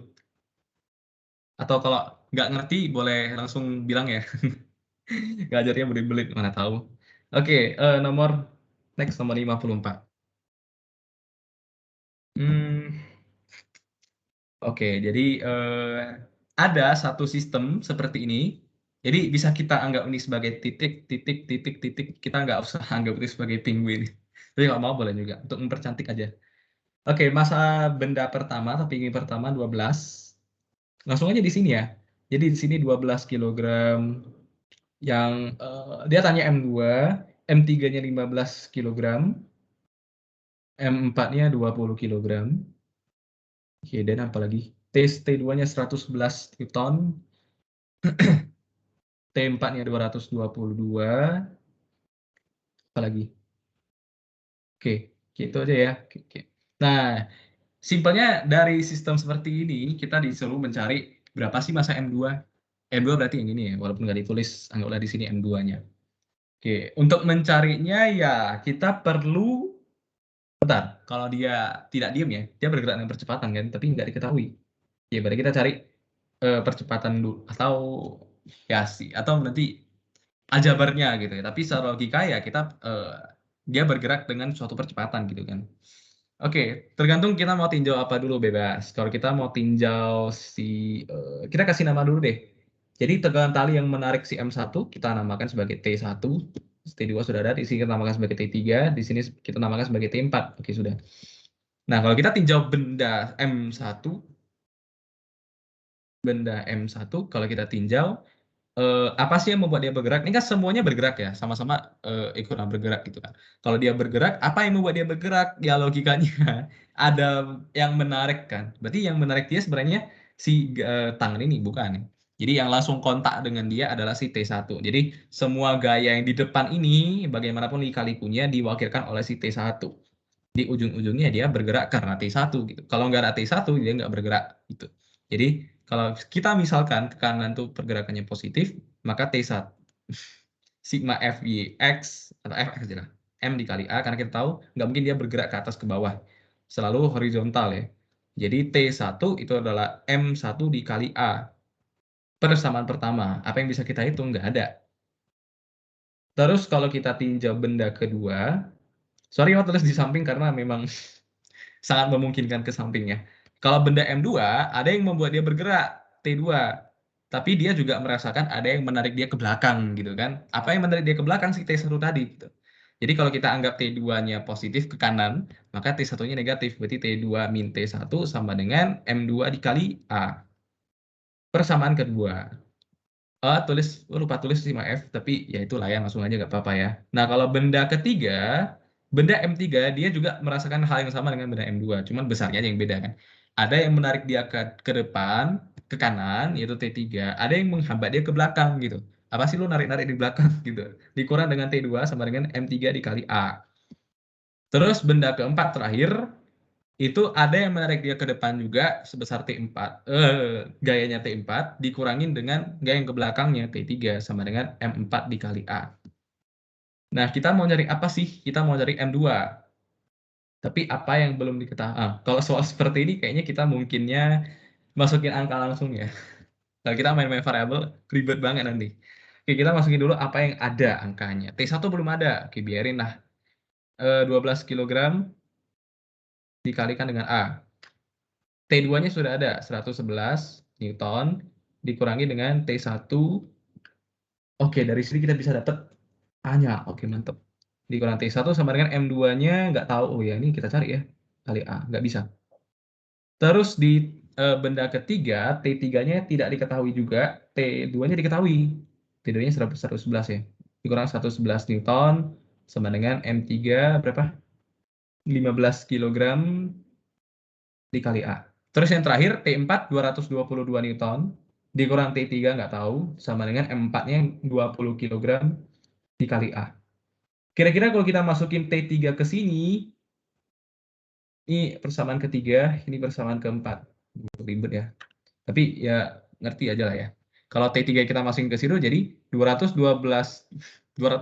Newton dikurangi dengan T3 berarti kurang 111 Newton dikurang 15 kg dikali A itu sama dengan 20 kg dikalikan dengan A. Jadi intinya ya kita pandai-pandai aja sih masukin kemana supaya dapat sesuatu gitu. Dan tinggal satu variabel. Ini berarti tinggal 111 Newton, ini pindah ke ceplosan. Pindah jadi 35 kg dikali A. Nanti kita dapat A-nya itu adalah 111 dibagi dengan 35. Jadi kira-kira A-nya 3,1 meter per detik kuadrat. Kira-kira seperti itu tuh masih dapat A. Kita mau nyari apa sih? Kita mau nyari si M2. Untuk mencari M2 nggak diketahui T1. Cari dulu T1 bisa nggak? Oh bisa, karena sudah diketahui si A-nya. Jadi masukin. Jadi 12 kg dikalikan dengan A-nya itu adalah 3,1 meter per detik kuadrat. Kalau ada soal ujian PR atau gimana, jangan tulis seperti ini.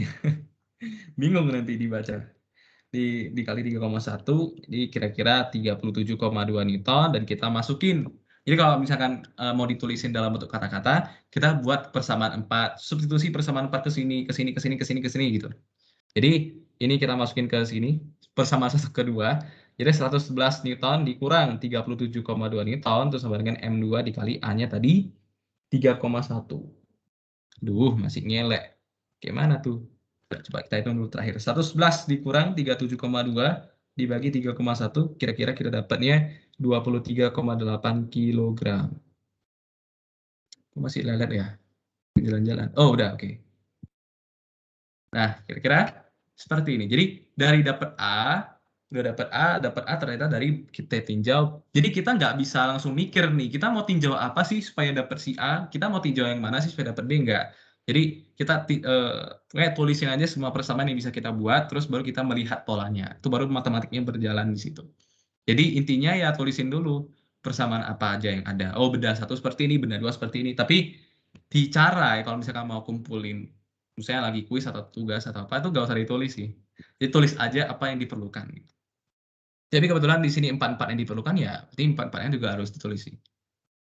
Jadi percepatan didapat dari benda 3-4, masukin ke persamaan pertama dapat si T1, masukin ke persamaan M2 dapat si M2-nya. Oke, itu untuk soal nomor 54. Ada yang bingung? Semoga nggak bingung ya, semoga paham. Kira nggak bosan ya? Jangan bosan ya guys, walaupun fisika. Oke, lanjut. Oke, nomor 59. 59 nih seru nih ada. Tapi kalau bahasa Inggris kita baca monkey. Kalau bahasa Indonesia kita bahasa monyet. Lebih enak bilangnya monyet. Tapi di sini versinya bahasa Inggris. Oke, sebentar ngelek, sebentar ya. Kalian nggak bisa lihat monyetnya. Oke, sudah. Oke, ada monyet 10 kg. Dia ceritanya nih, dia mau ambil banana di sini, pisang di situ, tapi dia nggak apa ya? Ini terlalu pinter ya, jadi dia narik jalannya ke atas supaya dia nggak tahu kenapa dia bisa mikir kalau dia narik itu nanti banananya bisa naik ke atas juga seperti itu, supaya dapatnya mungkin di dahannya di atas gitu. Oke, masa monkey-nya 10 kg, masa paket ya. Saya pakai tulisan paket pisang 15 kg. Yang ditanyakan to the point langsung, berapa besar dari percepatan, oke, supaya paketnya terang. Oke, dia tanya ini, berapa sih percepatan yang dibutuhkan supaya paling kecil ya, of the least acceleration, paling kecil supaya dia bisa tertarik ke atas. Jadi kalau di sini kita tinjaunya, kita belum tinjau dia bergerak. Kita hanya tinjau dia sesaat akan terangkat. Minimalnya, paling minimal itu percepatannya berapa sih supaya dia bisa bergerak. Kita masih belum tinjau dia bergeraknya. Tapi kita mau tinjau kalau berapa sih percepatannya supaya tepat akan terangkat si paket ini. Jadi kita tahu kalau tegangan tali di sini dengan di sini sama ya. Yang di bagian monyet dengan bagian si paket itu sama besar. Itu tegangan talinya. Karena kita anggap dahannya tidak bermassa walaupun ada dan tidak ada gesekan. Oke, kita anggap semuanya sangat-sangat ideal dulu, idealis dulu. Oke, itu yang A. Terus ditanya, jika setelah paket itu terangkat dan si monyet itu sudah berhenti bergerak ke atas dan berpegangan pada talinya, berapa percepatannya dan arahnya kemana? Dan tegangan talinya berapa? Oke, dia ada dua kasus. Kasus pertama yang A, kita bahas dulu kalau si monyet ini, aduh nggak bisa klik. Oke, bisa. Oke, paste. Oke, nah pertama kita mau tinjau dulu nih kalau misalkan pada poin A ya, kasus pertama, berapa sih percepatan minimal paling sedikit supaya benda ini tepat akan terangkat, tapi belum terangkat, tepat akan terangkat, tepat akan tergerak gitu, gitu. Berapa sih gitu? Ya, berarti kita tinjau kalau monyet ini bergerak ke atas. Gitu loh. Monyet bergerak atas tapi bendanya masih diam di sini. Kalau monyet bergerak ke atas, maka kalau kita tinjau dari sumbu lagi, sigma F sama dengan M dikali A, hukum 2 Newton, maka yang bergerak ke atas apanya? Ya si monyet, ya gitu ya. Walaupun memang monyetnya bergerak ke atas, tapi tegangan talinya juga bergerak ke atas. Kenapa? Ya, karena talinya narik ke atas supaya dia tidak melorot ke bawah gitu ya. Kalau tanpa tegangan tali, ya dia jatuh ke bawah. Itu tandanya tegangan talinya menarik dia ke atas. Arahnya ke atas, kita anggap arah ke atas selalu positif ya. Jadi yang membuat dia bergerak ke atas memang dirinya sendiri sih, tapi ada yang menopang dia yaitu tegangan tali T dikurangi dengan gaya beratnya sendiri. Beratnya sendiri juga harus dihitung ya. Karena kalau dia tidak ada tegangan tali dia jatuh ke bawah. Kenapa sih dia jatuh ke bawah? Ya karena beratnya sendiri gitu. Kalau dia tidak berat ya dia melayang. Mungkin aja tanpa gravitasi. Tapi tidak mungkin ya. Dikurang mg sama dengan m dikali a. Nah, dia bergerak. Nah, kita mau cari A-nya ini berapa. Tapi itu kan masih di monyet ya. Ini tinjau monyet, mengkilah. Nah, kalau kita tinjau si paket, paketnya diam nih. Nah, kalau dia diam, maka sigma F sama dengan 0. Kalau dia sigma F 0, kita tinjau secara sumbu X, ada yang menarik dia ke atas T. Kalau misalkan dia memang bergerak ya, ada yang menarik dia ke atas dan ada yang membuat dia ke bawah. MG. Bisa nggak kita tinjau gaya normalnya? Oke, itu saat ini jangan dulu. Kenapa? Tepat akan terangkat, maka gaya normalnya adalah 0. Tepat akan terangkat artinya sudah tidak bersentuhan, tapi belum bergerak gitu loh. Jadi gaya normalnya jangan dilibatkan dulu seperti itu.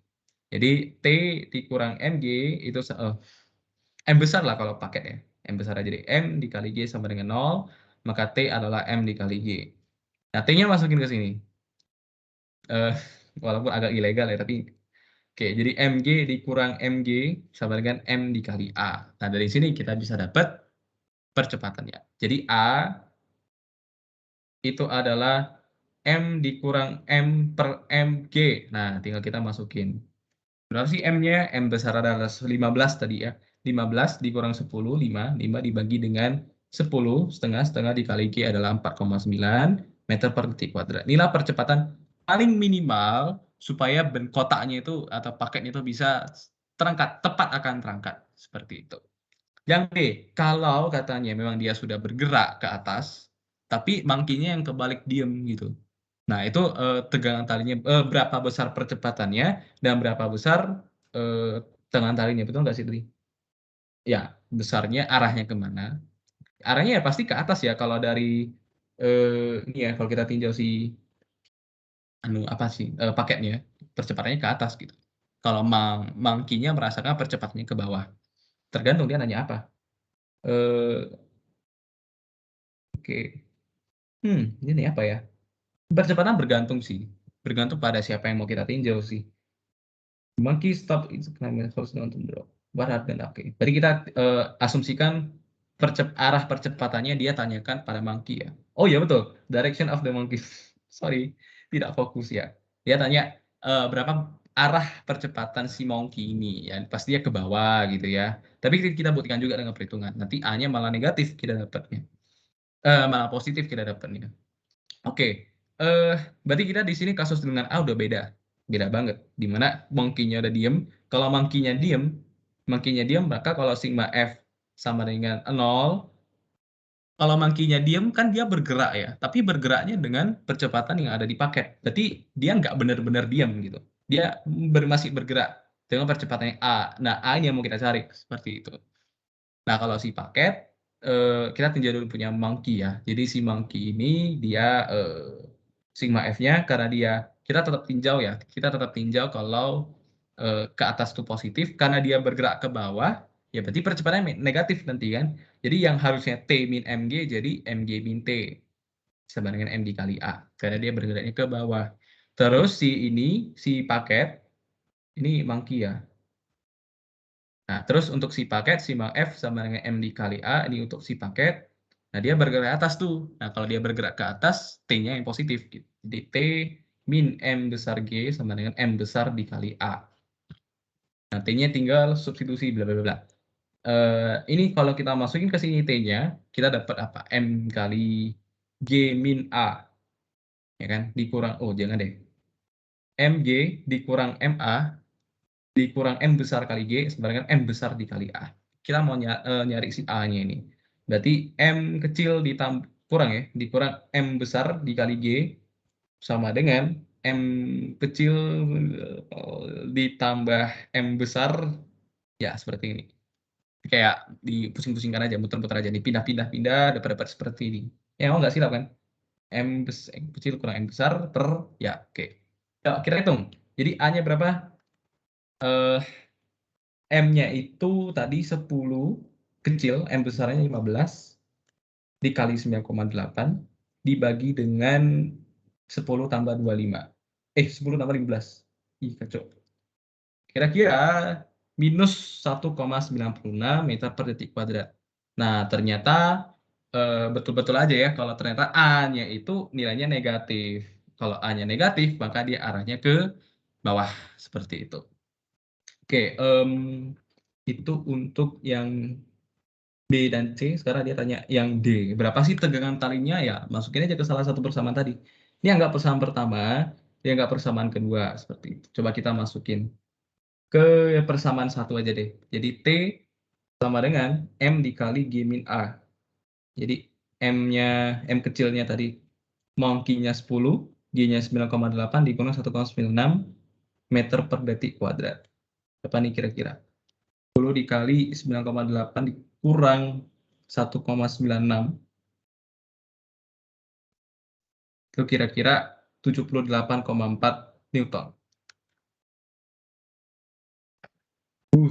Oke. Ini question, ada pertanyaan?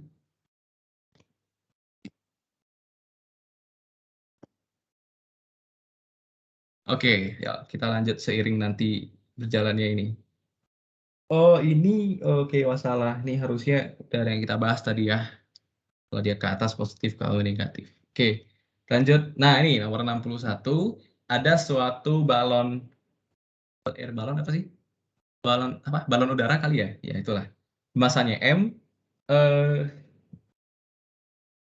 Oke, jadi kalau kita interpret, aku nggak tahu arti designing apa. Jadi intinya dia bergerak ke bawah gitu ya, secara vertikal.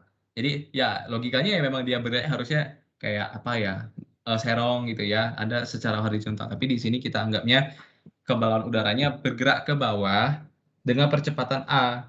Besarnya bukan bukan tandanya, besarnya A. Dan kita bisa bebas menganggap kalau bawah itu negatif positif. Kita tetap acuannya ke bawah negatif ya.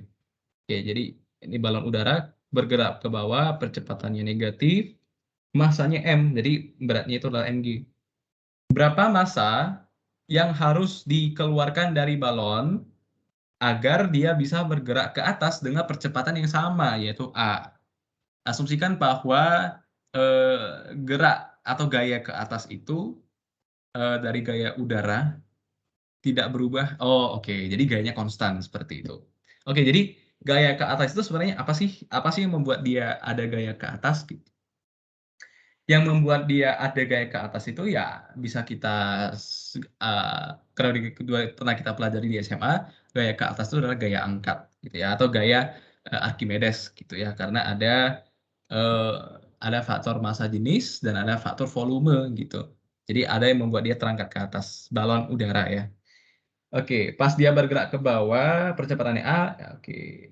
Berapa sih yang harus dibuang supaya dia bisa bergerak ke atas dengan percepatan A? Oke, kalau dia bergerak ke atas, otomatis ada yang membuat dia ke atas kan? Nah, itu tadi yang namanya gaya angkat. Kita anggap sebagai F aja deh, biarin aja. Kita anggap sebagai F aja.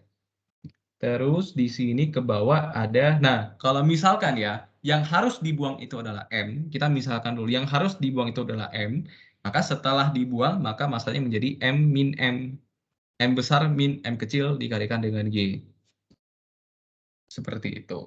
Nah, oke, berarti walaupun dia bergerak ke bawah, dia sebenarnya juga ada gaya keangkat ke atas juga, seperti itu.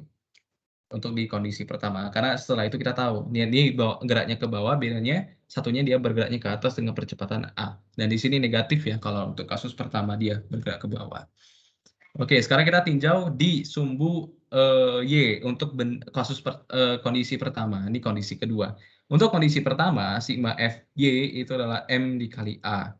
Apa sih gaya yang bekerja pada ini masih kurang yakin ya, apakah di kondisi pertama ada faktor F angkat ke atas? Coba kita masukin dulu.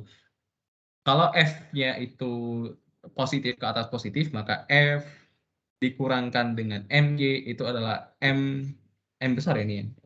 M besar dikalikan dengan si percepatan. Percepatannya nilainya berapa? Nilainya apa? Negatif karena dia ke bawah. Negatif A. Jadi MG min F sama dengan MA. Itu persamaan yang pertama. Kalau untuk kedua, kasus kedua juga sama, kita tinjau sigma F adalah M dikali A. Tapi ke atasnya yang positif tuh. Berarti F min M M min M kecil kali G sama dengan M dikali A. Karena A-nya sudah positif ke atas ya. Jadi tinggal, nah betul, harus ada faktor F di sini. Kalau nggak bisa kita substitusiin. Jadi si F di sini adalah M dikali A plus G. Nah, F-nya coba kita masukin ke sini. Walaupun ini caranya ilegal ya, harus buat persamaan 1, kedua gitu. Bentar, ngelek, sebentar. Tuh, nggak jalan pula. Oke, jadi kita masukin F, jadi M dikali A plus G, atau kita jabarin aja ya. M dikali A ditambah M dikali G, dikurang MG, ditambah M kecil G sama dengan M kecil dikali A. Oke, jadi ini MG-nya habis, terus apalagi? oke, dipindahin jadi M min M besar dikali A sama dengan MG. Maka A-nya kita dapat nanti di sini. MG, bentar ya, kok ngelek ya? Bentar ya, ngelek guys. Oke, sudah. Oke, jadi kita dapat A itu adalah MG per M min M. Oke, kira-kira seperti itu. Cuman ya masih belum yakin sih kenapa ini ada F di situ. Harusnya ada F sih sebenarnya, tapi nggak tahu juga. Oke, dia nggak nanya ini sih. Oh ya betul, dia nggak nanya ini, dia nanya berapa massa yang harus dikeluarin. Dia nanya M. Ya kalau dia nanya M, berarti kita harus membentuk apa ya, persamaan M sama dengan sekian-sekian. Berarti kita nggak usah nyari A sih sebenarnya. Jadi kita berarti dari sini yang kita ubah. Jadi ini yang kita pindah. Jadi M dikali A sama dengan M dikali A min G. Jadi M itu adalah MA dibagi dengan A min G. Kira-kira seperti ini sih persamaannya. Kalau memang di sini nggak ada faktor gaya, ada faktor gaya ngangkat dia ke atas gitu. Jadi logikanya juga betul sih, walaupun dia bergerak ke bawah, tetap ada aja yang mengangkat dia ke atas untuk mengimbanginya. Karena keberatan kan. Jadi di sini kondisinya karena dia keberatan, makanya dia bergerak ke bawah. Seharusnya kalau dia ringan, dia bisa bergerak ke atas. Kenapa? Ada yang mengangkat dia ke atas, yaitu gaya angkat tadi. Gitu. Jadi di fisika, kalau ada kuantitas atau besaran yang tidak diketahui, itu tetap harus dihabiskan. Bagaimana caranya? F kita munculin, di hasil akhir F tidak boleh muncul lagi. Karena itu yang kita misalkan sendiri. Jadi A, kalau G konstanta alam juga nggak masalah. Kalau M besar itu memang ada di soal, M kecil yang kita cari, seperti itu. Oke, Mau ada pertanyaan? boleh nggak? Iya, boleh. Ini yang MG minus F itu kan sama dengan, kan atasnya F minus MG sama dengan M dikali minus A. Terus itu minusnya kan dikali 2 ruas, jadi MG minus F sama dengan M kali A. Terus kenapa tiba-tiba F sama dengan MA ditambah G? Soalnya tadi layarnya belum keluar gitu, jadi kayak belum bisa nyambung. Iya, betul. Sorry, wasilap. Thank you. Iya, ya, wasilap di sini ya. Jadi pindah jadi G min A harusnya ya. Oke, thank you. Oke, berarti ayo mari kita ulang. Oke, jadi di sini kalau MG berarti MG min MA min MG plus MG sama dengan MA. Oh, ini tetap habis MG-nya ya di sini. Jadi M dikali G min A sama dengan MA. Oke, berarti M-nya adalah MA per G min A. Oke, ini sih. Oke, ya seperti itu. Thank you. Oke, ada lagi yang ingin bertanya? Mungkin ada yang nggak paham? Oke, ayo kita lanjut. Sorry ya, silap tadi. Oke, nomor 64. Mungkin ini soal terakhir kalau nggak salah. Oh, ada lagi. Oh, ada lagi. Oh iya, dikit lagi. Sempat lah ya. 3 soal lagi. Oke, semoga nggak bosen, guys. Oke, lanjut. Nomor 64. Ada gambar di sini, ada sistem ya. M2-nya 1 kg. Frictionless, tidak ada gaya gesekan di bidang yang miring. Dengan kemiringannya 30 derajat. Oke, incline. Miring dengan derajat 30. Dihubungkan dengan satu tegangan tali yang tidak bermassa, diabaikan. Dan massanya 3 kg. Dengan juga sama ya, jadi bidang datarnya juga tidak memiliki gaya gesek, ya tidak bergesek, tidak memiliki gesekan. Terus gaya F-nya 2,3 Newton. Berapakah tegangan talinya? Tegangan tali, oke, tegangan tali di sini sama. Kenapa ya? Karena massa katrolnya tidak ada, bukan tidak ada sih, tidak diabaikan ya. Jadi kita nggak usah mempedulikan massa dari katrol, jari-jarinya berapa kita nggak peduli, dan dari situ implikasinya adalah tegangan talinya sama seperti itu. Nah, oke, berapa tegangan talinya, terus berapa sih gaya terbesar supaya tegangan, jadi logikanya gini, kalau kita dorong seperti ini, bisa aja tidak bergerak, karena talinya udah keburu kendur gitu kan, udah keburu kendor gitu. Kenapa? Ya karena kita dorongnya dari M1, kalau kita dorongnya dari M2 ke bawah seperti ini, ya talinya sudah pasti tegang. Tapi kalau kita dorongnya malah dari M1, ya bisa aja suatu saat, kalau terlalu besar gayanya, tegangan talinya jadi kendor gitu loh. Jadi itu yang ditanyakan di poin B. Berapa sih gaya maksimal supaya talinya nggak kendor dan dia masih bergerak? Nah, itu yang ditanyakan pada poin B. Ntar masih nyelek, belum jalan. Oke, sudah. Nggak bisa copy. Oh, bisa. Oke, nggak apa-apa lah, kita gambarin ulang aja di sini di bawah. Jadi di sini ada benda. Di sini ada katrol. Terus di sini ada benda lagi. Dan semuanya tidak ada gesekan, semuanya licin gitu ya, ideal sekali. Oke, di sini massa apa tuh Pak? Massa 1, massa 21, massa 13. Ini 3 kg, ini 1 kg. Gayanya tadi dikasih 2,3 Newton. Terus tegangannya ditanyakan, oke, tegangannya berapa? Oke, tegangannya berapa? Ada percepatannya enggak? Oh, tidak ada. Oke, tetanya 30 derajat. Oke, nah sekarang kita tinjau masing-masing. Ini bisa dibilang nggak susah karena idenya langsung, pokoknya paham dulu ya permasalahan soalnya. Jadi kalau di sini M1 ya, ini M1 namanya, ini M2, kita tinjau dulu M1. Di M1, apa yang membuat dia bergerak? Oh, ada yang menarik dia gitu ya. Menarik dia ke kanan, tegangan talinya. Ada yang mendorong dia lagi gitu kan, mendorong dia lagi, yaitu tadi F-nya 2,3. Ada nggak yang menghambat dia bergerak? Oh, tidak ada. Jadi dia murni semuanya bergerak, didorong, ditarik, didorong, ditarik. Jadi tidak ada yang menghambat dia. Jadi kalau di sini kita tulis sigma F-nya adalah M dikali A, M1 dikali A, maka sigma F-nya adalah semuanya positif ke kanan ya. Jadi F ditambahkan dengan T itu sama dengan M1 dikali A. Berapa sih F-nya? Berapa sih gaya yang mendorongnya? Tadi 2,3 Newton. Berapa sih tegangan talinya yang kita cari? M1-nya berapa? 3 kg. Berapa percepatannya? Belum tahu, kita cari lagi. Mungkin bisa disubstituin, mungkin ya, kemungkinan besar. Sekarang kita tinjau M2, karena M1 udah mentok, mau hitung apa, nggak bisa. M2, kalau M2, apa sih yang membuat dia bergerak ke bawah? Ada gaya berat. Tapi kan gaya beratnya ke bawah nih. Dia geraknya kemana? Dia geraknya sejajar bidang miring. Jadi, apa yang membuat dia bergerak sejajar bidang miring? Ya gaya beratnya, tapi perlu kita proyeksikan gitu ya, ke sejajar dengan sumbu yang dia punya. Jadi di sini biasa orang-orang udah hafalan kalau di situ mg cos sin theta. Kenapa sih sin theta? Oke, kalau misalkan ada yang belum paham ini ya nanti gua bahas ya. Tapi kita anggap dulu di situ adalah M2G sin theta kalau dia memang bergerak ke bawah. Sorry ya, ngelaknya malah menghalangi. Pas sekali ya. Oke, gerak dong.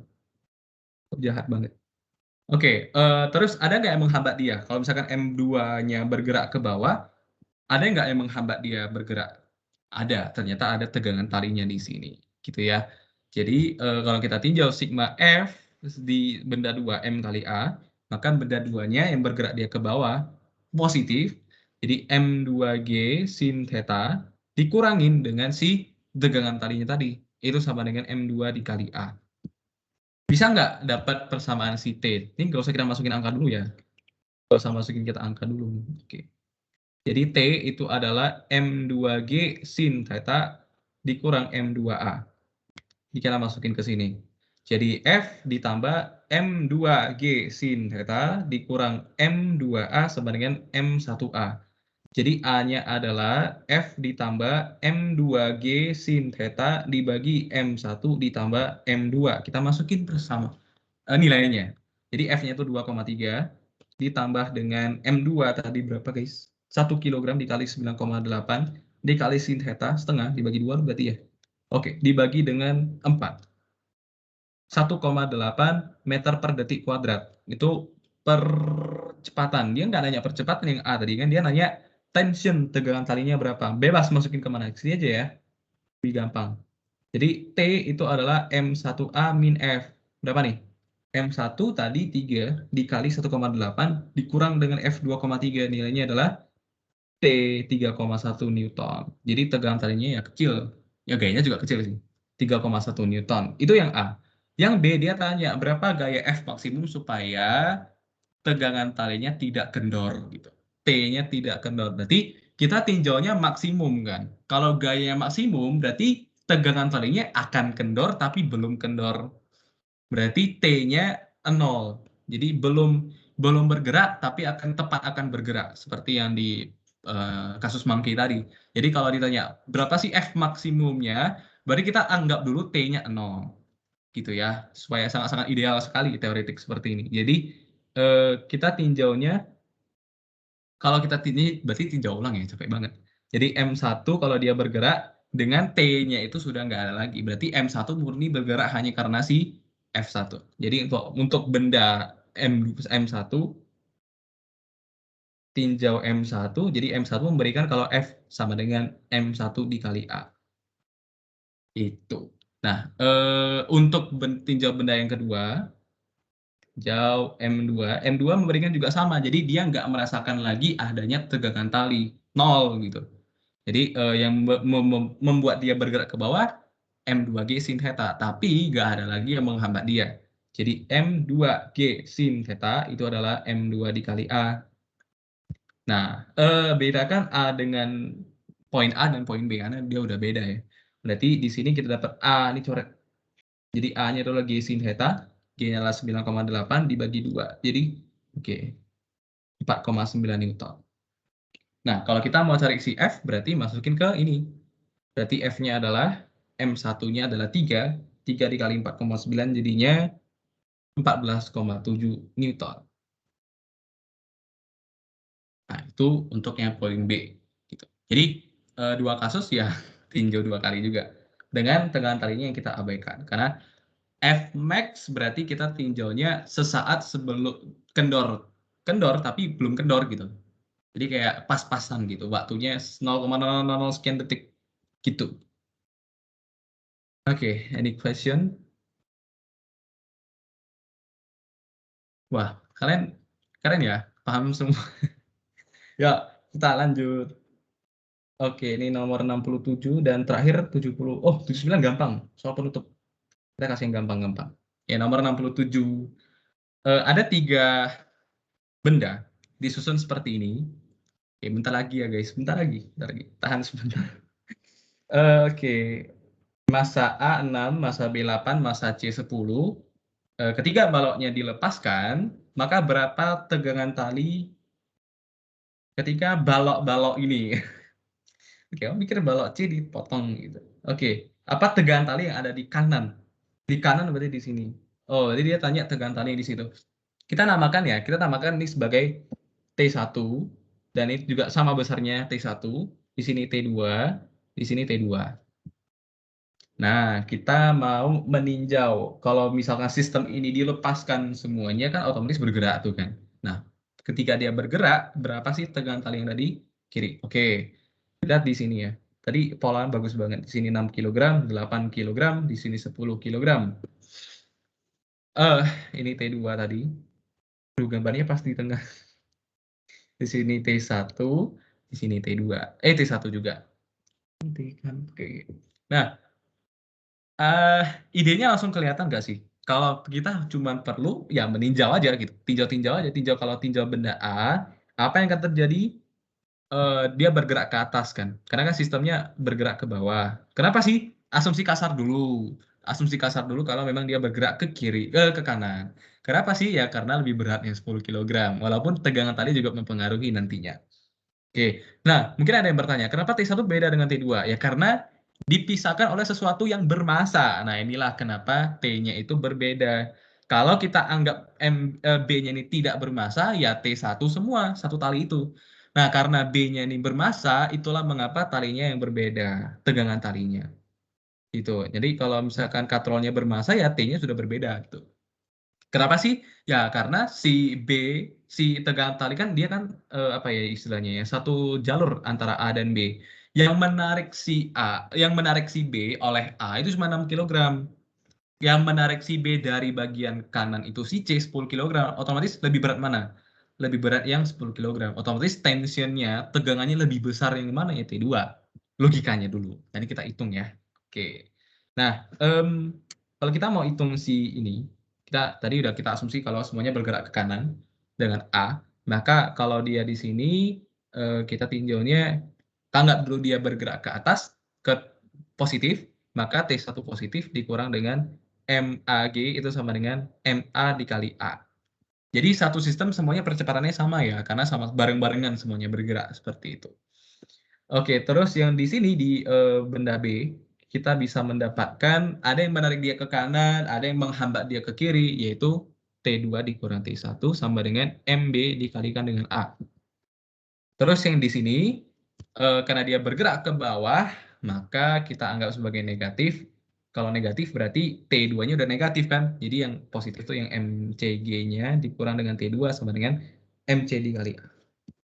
Dari sini, coba kita masukin kuantitas apa yang ada, baru kita hubung-hubungkan. T1-nya nggak tahu nih, biarin lah.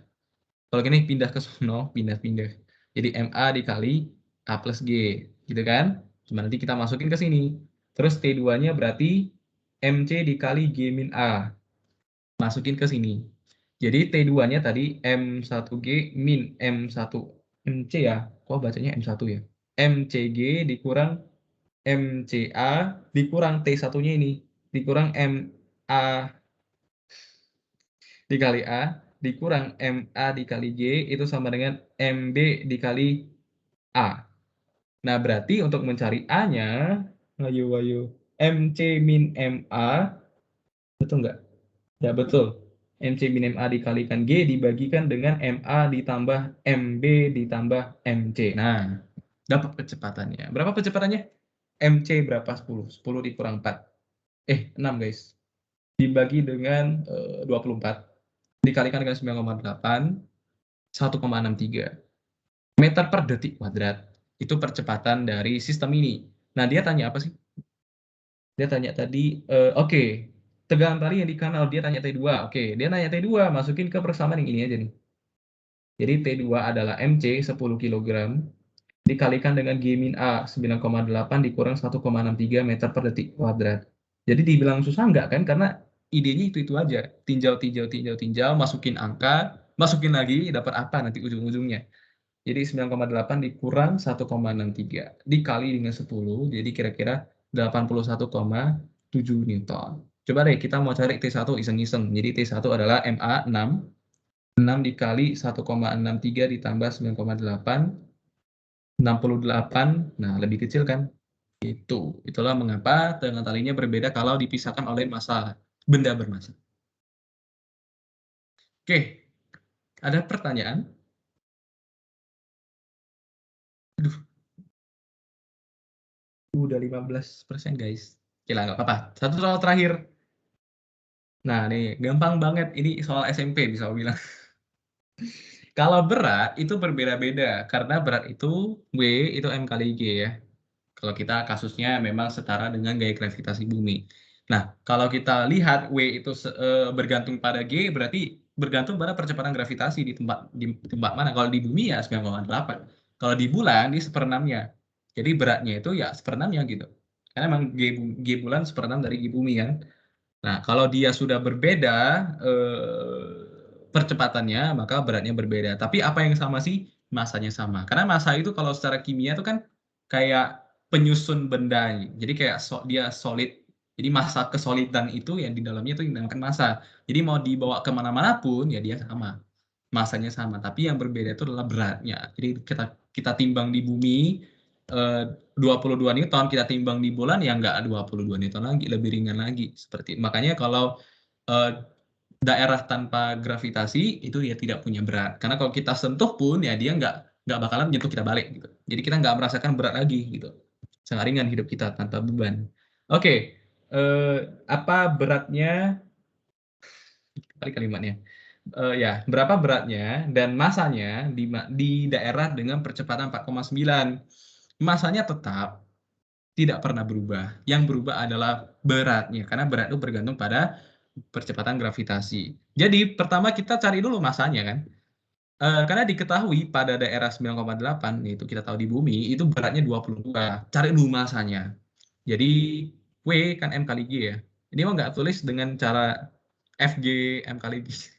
Karena ya kita anggap beratnya sebagai W. Ya kita nggak peduliin dulu yang lain-lain ya. Jadi W-nya itu 22 Newton sama dengan massa. Massanya nggak tahu kita cari. G-nya 9,8 meter per detik kuadrat. Jadi M-nya itu berapa? M-nya adalah kita ambil 22, kira-kira 2, sekian tuh kan. Dibagi dengan 9,8, 2,2. Ya 2,2 aja lah. 2,24 deh. Kilogram. Nah, itu massanya. Terus kita mau nyari apa nih? Kita yang A. Dia mau nyari berat. Kalau dia berada di percepatan gravitasi yang 4,9. Jadi W, M kali G. M-nya tidak pernah berubah. M-nya tetap yang 2,24. Yang percepatan gravitasinya 4,9. Nah, kilogram meter per sekon kuadrat Newton. Jadi 2,24 dikali 4,9 itu dia 10 negatif 11 sih. 76 Newton. Koma. Berarti masanya tetap gitu ya. Itu yang B, B-nya massa ini.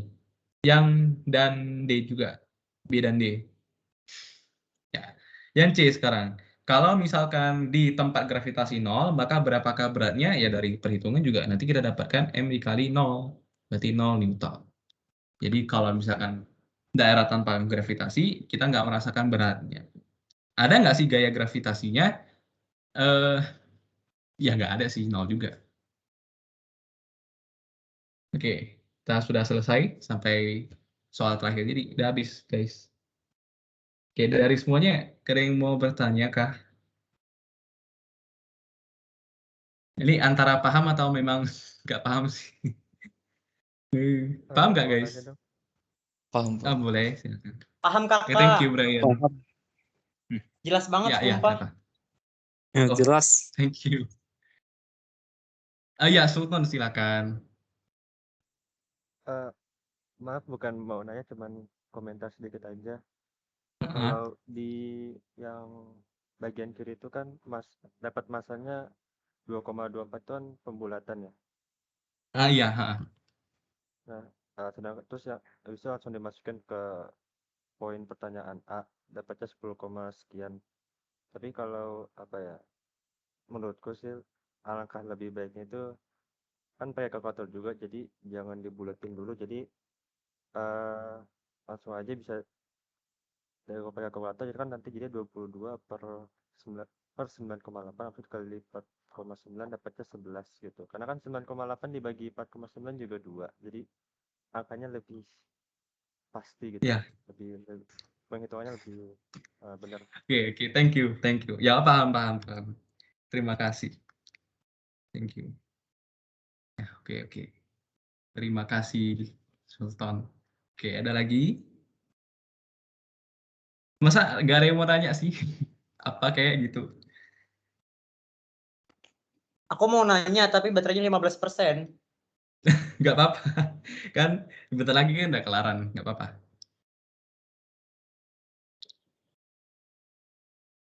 Oke, tidak ada kah? Yakin nih mau ditutup kah? Krik. Apakah jelas? Apakah kurang paham atau gimana sih kalian kok nggak ada respon? Wah, nggak yakin kalian paham gitu Jelas, loh jelas. jadinya. Jelas ya? Oke. Aku diem karena Ayo. cukup jelas sih. Oke. Oke, Ada kenapa? mau tanya dong yang soal tentang yang monyet tadi itu. Yang mana? Yang tentang monyet itu, yang monyet ngangkat paket pisang itu. Ya, wait. Nah, ini. Iya, itu bentar.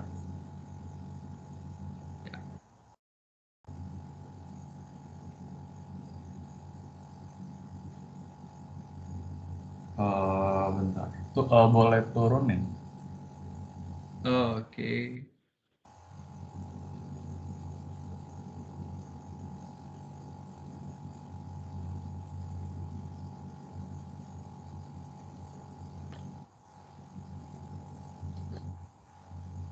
Itu yang nyari T itu kenapa G-nya dikurang A ya? Aku masih bingung. Itu dari persamaan kedua. Ini dari sini. Mana ini? Jadi T itu, oh iya, sorry, M besar ya. Aduh, astaga, maafkan saya. Ya, kesilapan gini sekali. Ya, dari persamaan satu. Ya, dari persamaan satu, sorry. Oh, pakai persamaan satu punya. Persamaan satu berarti kan ini pindah ke sono, ini pindah ke situ. Jadi T-nya adalah M dikali G min A kan. Jadi min T pindah ke pos, jadi MA pindah jadi min, jadi G min A. Oh, oke. Sama aku mau nanya satu lagi. Yang soal yang orang di dalam lift lempar koin itu.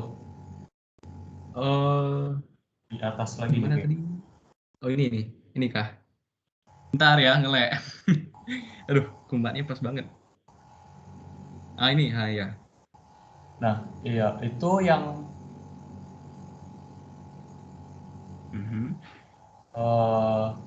itu kenapa nggak langsung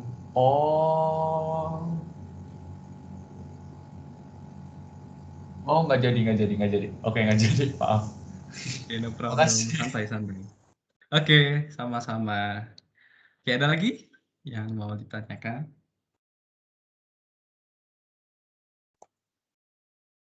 Oke, guys. Nggak ada, yakin?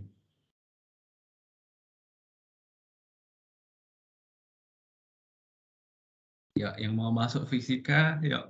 Bareng-bareng, guys.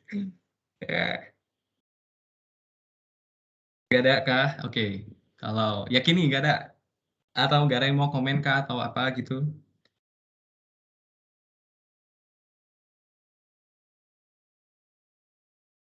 Oke dah, kalau gitu Kilawat cukupkan sampai sini aja ya. Jadi mungkin kita bisa bertemu di pertemuan yang selanjutnya lagi.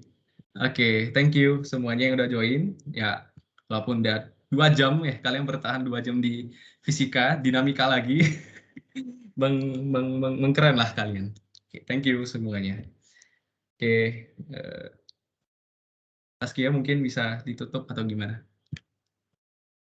Oke, makasih Kevin, makasih banget ya udah bantu jelasin kita. Kayak jelas kan? Jelas gak?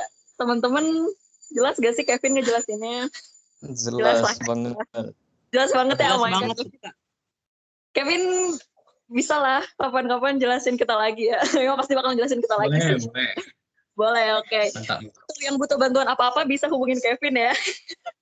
Bisa. Bisa tuh, bisa. Kevin udah terbuka. Boleh di chat katanya. Oke, makasih Kevin udah bantu jelasin kita. Semoga kalian semua tercerahkan dan bisa jago fisikanya. Yang kuis hari ini semoga sukses ya. Semoga bisa dan nilainya bagus ya yang kuis. Karena udah dijelasin sama Kevin. Oke, jadi aku tutup aja buat pertemuan Tubai kita hari ini. Sampai ketemu di Tubai besok. Jangan lupa datang ya di Tubai besok. Karena besok bakal pengkom. Nih, siapa yang butuh pengkom harus banget datang. Ya,